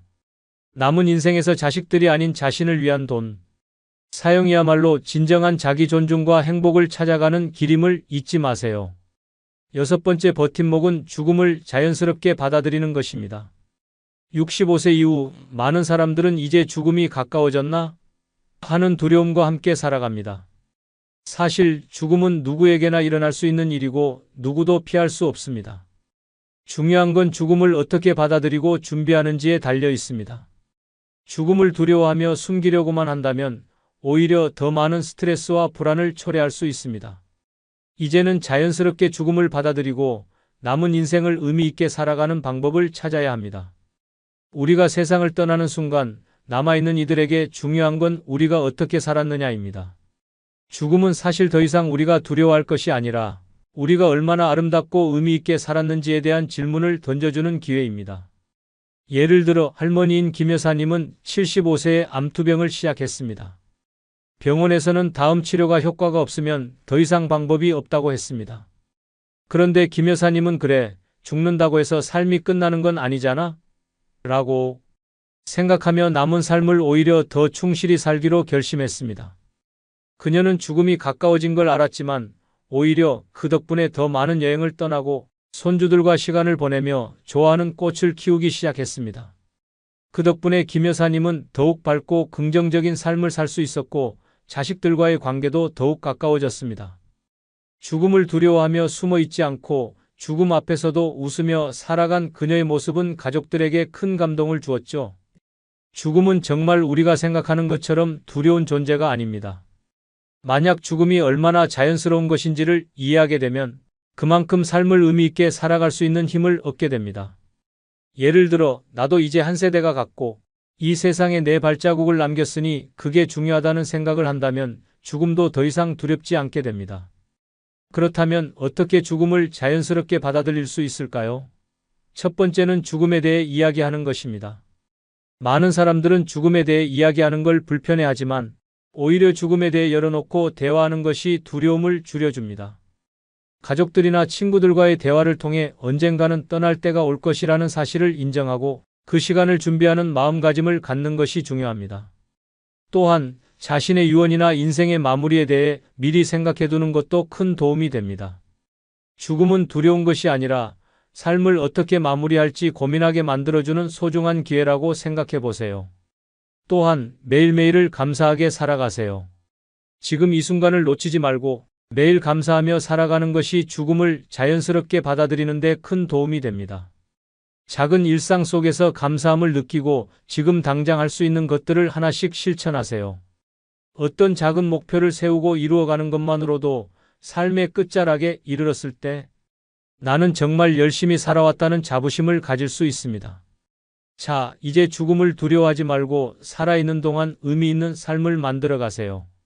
남은 시간이 얼마나 될지 모르지만 지금 이 순간이 가장 중요한 순간임을 잊지 마세요. 죽음을 자연스럽게 받아들이면 더 이상 두려운 존재가 아니라 우리에게 주어진 시간 동안 더 많은 것을 배우고 사랑하고 경험할 기회를 주는 선물과도 같습니다. 결국 자식들이 우리의 가장 중요한 버팀목일 것이라는 생각은 착각에 불과했습니다. 65세 이후 우리가 진정으로 의지해야 할 것은 바로 자기 주도적인 삶을 살아가는 힘, 디지털 시대에 적응할 수 있는 능력, 긍정적인 마인드를 유지하는 자세, 건강을 위한 자기 관리입니다. 자식들이 없더라도 이런 버팀목이 있다면 두려울 것이 없습니다. 여러분, 나이가 들수록 자식들이 의지해야 할 유일한 존재는 바로 자신입니다. 이 6가지 버팀목을 가지고 자식들의 도움이 없어도 당당히 살아갈 수 있는 힘을 가지세요. 여러분의 행복과 노후는 그 누구도 아닌 자기 자신에게 달려 있습니다. 65세 이후 자식보다 더 중요한 6가지 버팀목을 기억하고 새로운 삶을 시작하십시오. 그럼 후회 없는 인생을 살아갈 수 있습니다. 마지막으로 구독, 좋아요 한 번 더 부탁드립니다. 늘 건강하시기 바랍니다. 65세, 이 나이가 되면 자식들에게 의지하고 그들의 손길을 기다리게 되는 것이 당연한 것일까요? 자식들이 가장 중요하다는 생각, 그 정말 맞는 말일까요? 사실 자식보다 중요한 것들이 존재합니다. 나이가 들수록 우리가 의지해야 하는 것들이 자식들이 아닌 오히려 자신의 힘과 준비가 더 중요하다는 사실을 알고 계셨나요? 대부분의 사람들이 65세 이후에 삶이 점차적으로 자식들에게 의존적이 될 것이라고 생각하지만 그럴수록 자기 자신을 위한 버팀목이 없으면 어떤 일이 일어날까요? 자식이 있다고 해서 노후가 행복해지는 것은 아닙니다. 자식이 잘못하면 그 충격은 고스란히 본인에게 돌아옵니다. 그렇다면 우리가 65세 이후 어떻게 살아가야 할지에 대한 고민, 그에 대한 해답이 자식들보다 더 중요한 6가지 버팀목에 숨어 있습니다. 이 6가지 지금 바로 확인하지 않으면 후회할지도 모릅니다. 구독, 좋아요 누르시면 시작하겠습니다. 65세 이후 자식들보다 더 중요한 첫 번째 버팀목은 바로 자기 주도적인 생활입니다. 나이가 들수록 자식들의 돌봄이나 지원을 기대하기 쉽지만 결국 자기 삶은 자신이 주도해야 합니다.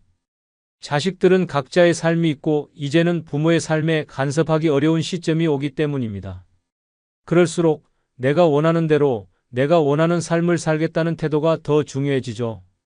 예를 들어 자식들이 엄마, 이제 혼자 살면 위험하니까 요양원에 가세요라고 말할 때 그 말을 곧이곧대로 따르기보다는 나는 내가 혼자 사는 게 편해라고 답할 수 있는 용기가 필요합니다. 한 예로 제 친구의 어머니는 70세가 넘은 나이에도 여전히 자기 집에서 독립적으로 살고 있습니다. 자식들이 엄마, 왜 이렇게 힘들게 혼자 사세요? 라고 물을 때마다 어머니는 내가 선택한 삶이니까 나한테 맞는 길이야 라며 단호하게 대답하곤 합니다. 물론 걱정하는 마음에서 자식들이 제안한 요양원으로 가자고 했지만 어머니는 혼자서 살기 위한 안전한 대처 방법을 찾았습니다. 요즘에는 스마트폰을 배워서 가족과 연락을 주고받으며 주치의와 주기적인 검진을 받으면서 혼자 살아가고 있죠.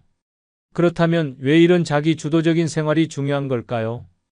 65세 이후에는 내가 원하는 대로 스스로 선택하고 결정하는 능력이 필요합니다. 자식들이 무조건 옳고 나쁜 결정을 내려주는 시대는 끝났습니다. 예를 들어 자식들이 주는 돈이 많다고 해서 그 돈이 내게 행복을 준다고 믿는 건 위험한 착각입니다. 자신이 원하는 일을 하면서 경제적 독립을 유지하는 게 훨씬 중요합니다. 자식에게 의존하기 시작하면 마음의 주인이 자식이 되어버리기 쉽습니다. 그렇게 되면 결국 내 삶이 아니라 자식의 삶에 끌려다니는 인생이 될 수 있습니다. 또한 자기 주도적인 생활은 정신적으로도 큰 영향을 미칩니다. 예를 들어 65세 이후에는 여전히 나만의 취미나 관심사를 추구하는 것이 중요합니다. 예전에 좋아했던 그림 그리기나 여행, 운동 등을 다시 시작해 보세요. 내가 무엇을 좋아하고 무엇을 해야 즐거운지 파악하는 것이 바로 자기 주도적인 삶을 사는 첫걸음입니다. 누군가의 눈치를 보지 않고 내가 원할 때 내가 하고 싶은 것을 하는 자유는 젊은 시절의 느낌처럼 에너지를 불어넣어 줍니다.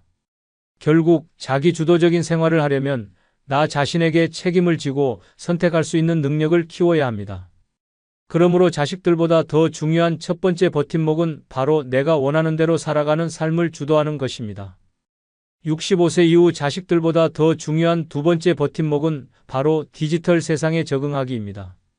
이제는 스마트폰이나 인터넷을 잘 활용하는 것이 삶의 질을 확실하게 달라지게 만듭니다. 자식들이 주는 스마트폰이 어렵다고 느껴지거나 처음에는 인터넷을 활용하는 게 부담스러울 수 있지만 그걸 넘어서면 자식들과의 소통이 훨씬 원활해지고 일상에서 유용하게 쓰이는 도구가 됩니다. 실제로 저희 어머니는 처음 스마트폰을 쓰기 시작했을 때 이걸 어떻게 쓰냐?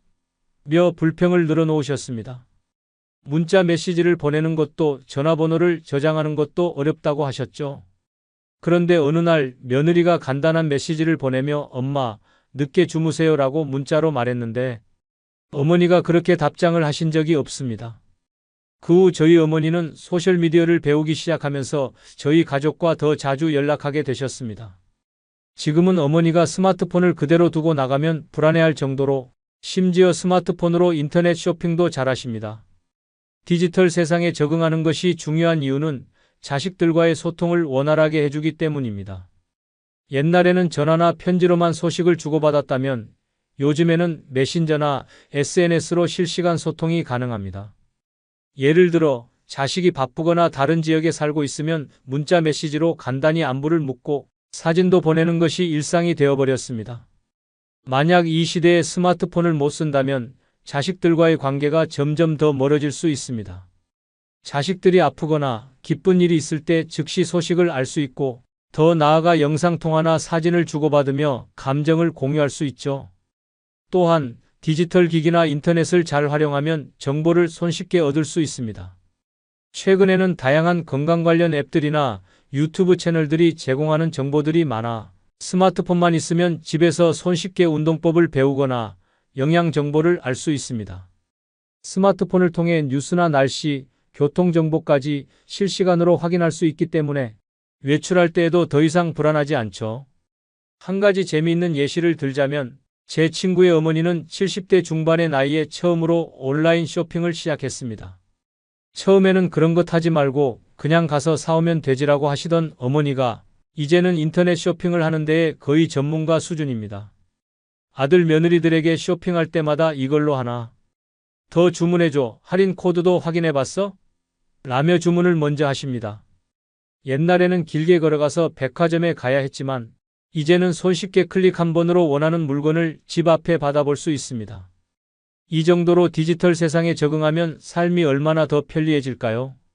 결국 디지털 세상에 적응하는 것은 단순히 자식들과의 소통을 넘어서 자기 삶의 질을 높이는 중요한 요소입니다.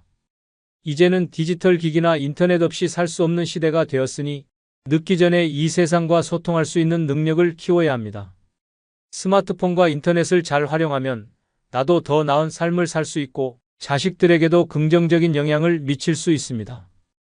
65세 이후 자식들보다 더 중요한 세 번째 버팀목은 바로 부정적인 생각을 버리고 긍정적인 마음을 갖는 것입니다. 나이가 들수록 마음가짐이 건강에 미치는 영향은 상상 이상으로 크다고 합니다. 인생이 이미 늦었다. 나는 이제 나이가 많아서 뭐 할 수 있겠어?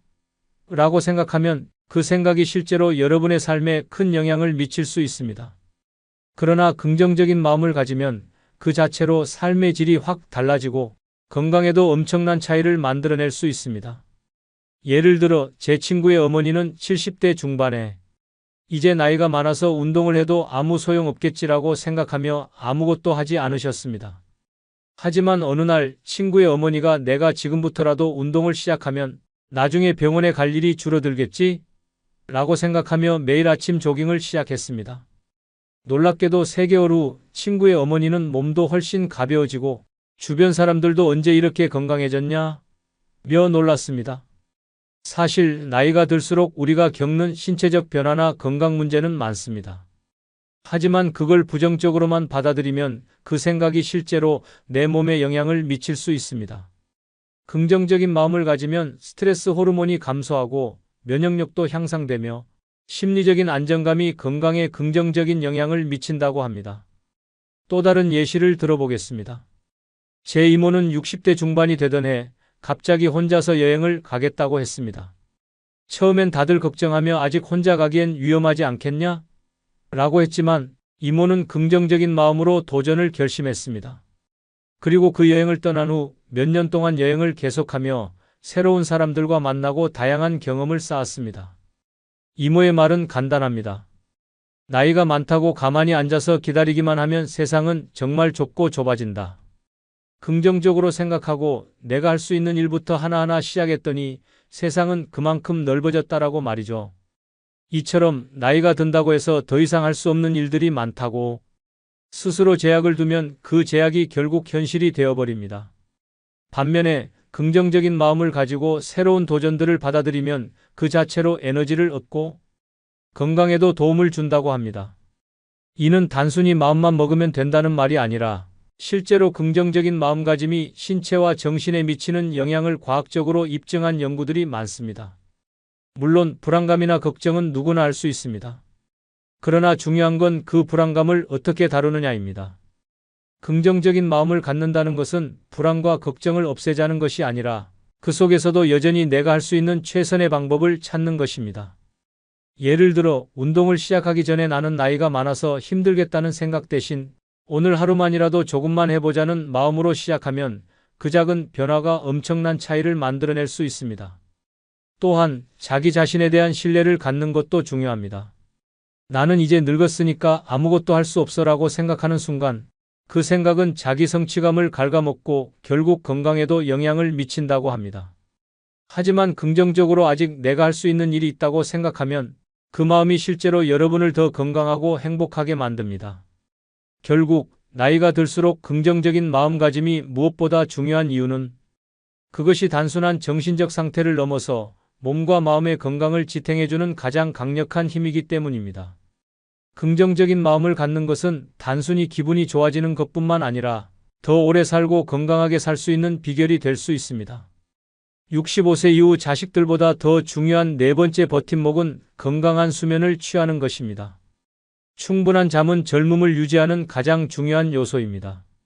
나이가 들수록 몸의 회복력이 떨어지기 때문에 충분하고 질 좋은 수면은 여러분의 건강을 지키는 가장 중요한 열쇠입니다. 잠을 제대로 자지 않으면 몸뿐만 아니라 정신 건강에도 심각한 영향을 미칩니다. 잠은 단순히 피로를 푸는 것이 아니라 몸과 마음을 재충전하고 여러 중요한 신체 기능을 회복하는 시간이기 때문입니다. 여러 연구에서 밝혀진 것처럼 65세 이상인 사람들도 하루에 7시간 이상의 충분한 수면을 취해야 건강을 유지할 수 있다고 합니다. 하지만 많은 노인들이 수면 부족으로 고통받고 있는 현실, 일례로 제 이모는 70대 초반인데 항상 불면증에 시달리고 있었습니다. 잠이 오지 않아서 자꾸 뒤척이게 돼. 그나마 책이라도 읽어야 겨우 잠이 오지라고 늘 말하셨습니다. 그런데 얼마 전 이모가 잠을 잘 자게 된 비결을 이야기해 주었는데 바로 자기 전에 핸드폰을 끄는 것이었습니다. 현대의 기술 발전 덕분에 스마트폰이나 TV를 통해 정보를 얻는 것도 중요하지만 이모처럼 잠을 자기 전에는 전자기기를 사용하지 않는 것이 얼마나 중요한지 새삼 깨달을 수 있었습니다. 이모가 말한 것처럼 전자기기에서 나오는 블루라이트가 수면을 방해한다는 연구 결과가 있죠. 스마트폰, 컴퓨터, TV 등을 자주 보면 잠이 잘 오지 않는 것은 그만큼 이들 기기들이 뇌를 자극하기 때문입니다. 그래서 이모는 자기 전에 디지털 디톡스를 실천하면서 훨씬 더 깊은 잠을 자게 되었다고 했습니다. 수면의 질은 단순히 시간에만 의존하지 않습니다. 잠자는 환경도 중요합니다.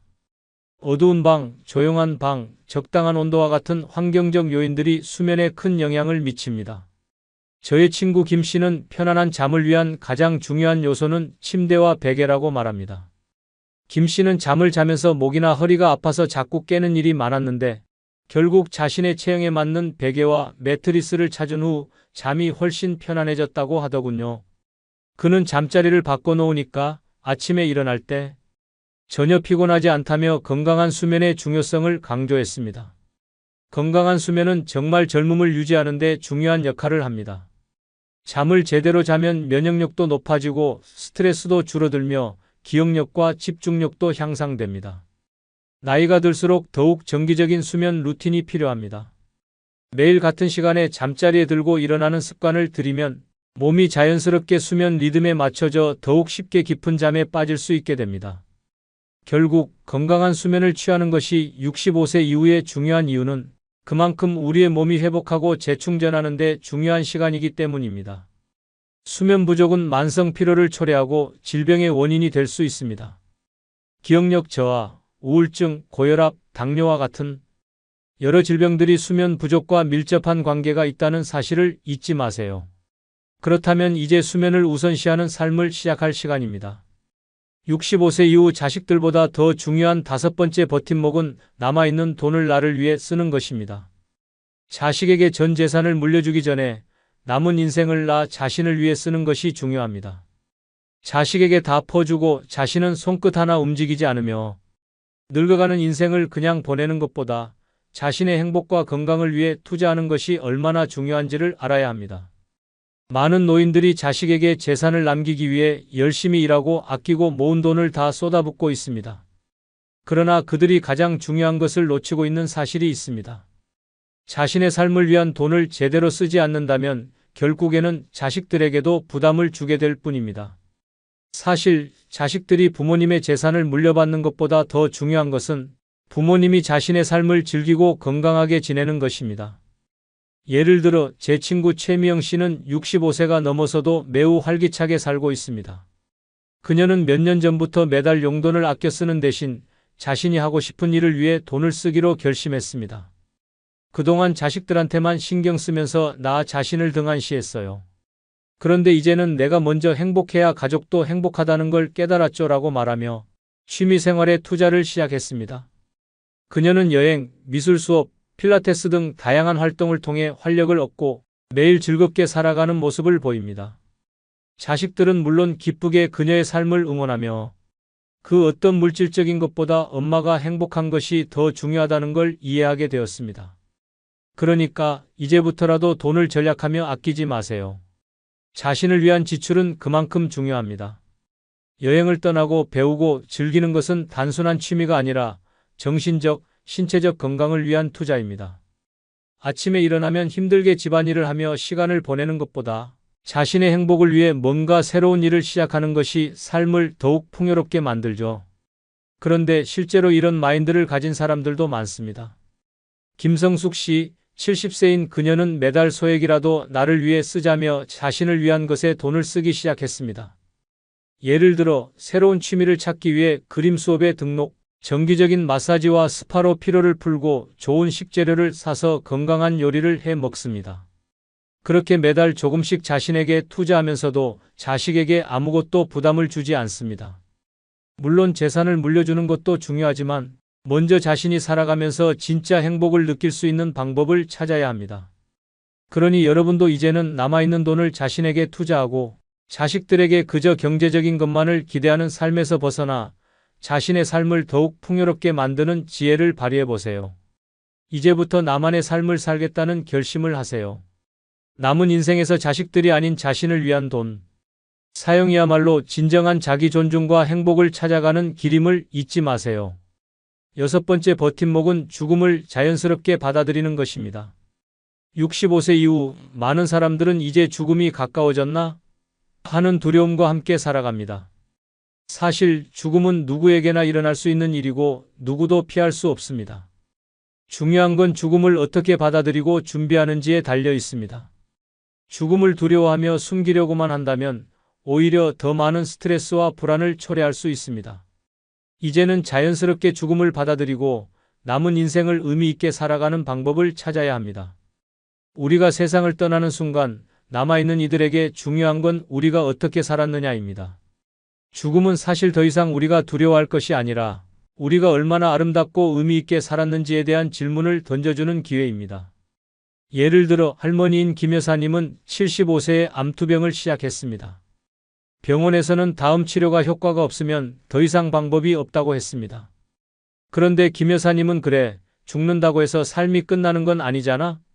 라고 생각하며 남은 삶을 오히려 더 충실히 살기로 결심했습니다. 그녀는 죽음이 가까워진 걸 알았지만 오히려 그 덕분에 더 많은 여행을 떠나고 손주들과 시간을 보내며 좋아하는 꽃을 키우기 시작했습니다.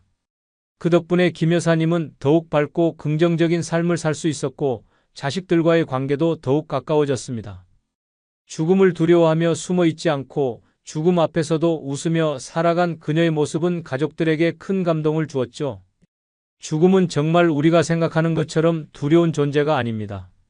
만약 죽음이 얼마나 자연스러운 것인지를 이해하게 되면 그만큼 삶을 의미 있게 살아갈 수 있는 힘을 얻게 됩니다. 예를 들어 나도 이제 한 세대가 갔고 이 세상에 내 발자국을 남겼으니 그게 중요하다는 생각을 한다면 죽음도 더 이상 두렵지 않게 됩니다. 그렇다면 어떻게 죽음을 자연스럽게 받아들일 수 있을까요? 첫 번째는 죽음에 대해 이야기하는 것입니다. 많은 사람들은 죽음에 대해 이야기하는 걸 불편해하지만 오히려 죽음에 대해 열어놓고 대화하는 것이 두려움을 줄여줍니다. 가족들이나 친구들과의 대화를 통해 언젠가는 떠날 때가 올 것이라는 사실을 인정하고 그 시간을 준비하는 마음가짐을 갖는 것이 중요합니다. 또한 자신의 유언이나 인생의 마무리에 대해 미리 생각해두는 것도 큰 도움이 됩니다. 죽음은 두려운 것이 아니라 삶을 어떻게 마무리할지 고민하게 만들어주는 소중한 기회라고 생각해 보세요. 또한 매일매일을 감사하게 살아가세요. 지금 이 순간을 놓치지 말고 매일 감사하며 살아가는 것이 죽음을 자연스럽게 받아들이는 데 큰 도움이 됩니다. 작은 일상 속에서 감사함을 느끼고 지금 당장 할 수 있는 것들을 하나씩 실천하세요. 어떤 작은 목표를 세우고 이루어가는 것만으로도 삶의 끝자락에 이르렀을 때 나는 정말 열심히 살아왔다는 자부심을 가질 수 있습니다. 자, 이제 죽음을 두려워하지 말고 살아있는 동안 의미 있는 삶을 만들어 가세요. 남은 시간이 얼마나 될지 모르지만 지금 이 순간이 가장 중요한 순간임을 잊지 마세요. 죽음을 자연스럽게 받아들이면 더 이상 두려운 존재가 아니라 우리에게 주어진 시간 동안 더 많은 것을 배우고 사랑하고 경험할 기회를 주는 선물과도 같습니다. 결국 자식들이 우리의 가장 중요한 버팀목일 것이라는 생각은 착각에 불과했습니다. 65세 이후 우리가 진정으로 의지해야 할 것은 바로 자기 주도적인 삶을 살아가는 힘, 디지털 시대에 적응할 수 있는 능력, 긍정적인 마인드를 유지하는 자세, 건강을 위한 자기 관리입니다. 자식들이 없더라도 이런 버팀목이 있다면 두려울 것이 없습니다. 여러분, 나이가 들수록 자식들이 의지해야 할 유일한 존재는 바로 자신입니다. 이 6가지 버팀목을 가지고 자식들의 도움이 없어도 당당히 살아갈 수 있는 힘을 가지세요. 여러분의 행복과 노후는 그 누구도 아닌 자기 자신에게 달려 있습니다. 65세 이후 자식보다 더 중요한 6가지 버팀목을 기억하고 새로운 삶을 시작하십시오. 그럼 후회 없는 인생을 살아갈 수 있습니다. 마지막으로 구독, 좋아요 한 번 더 부탁드립니다. 늘 건강하시기 바랍니다.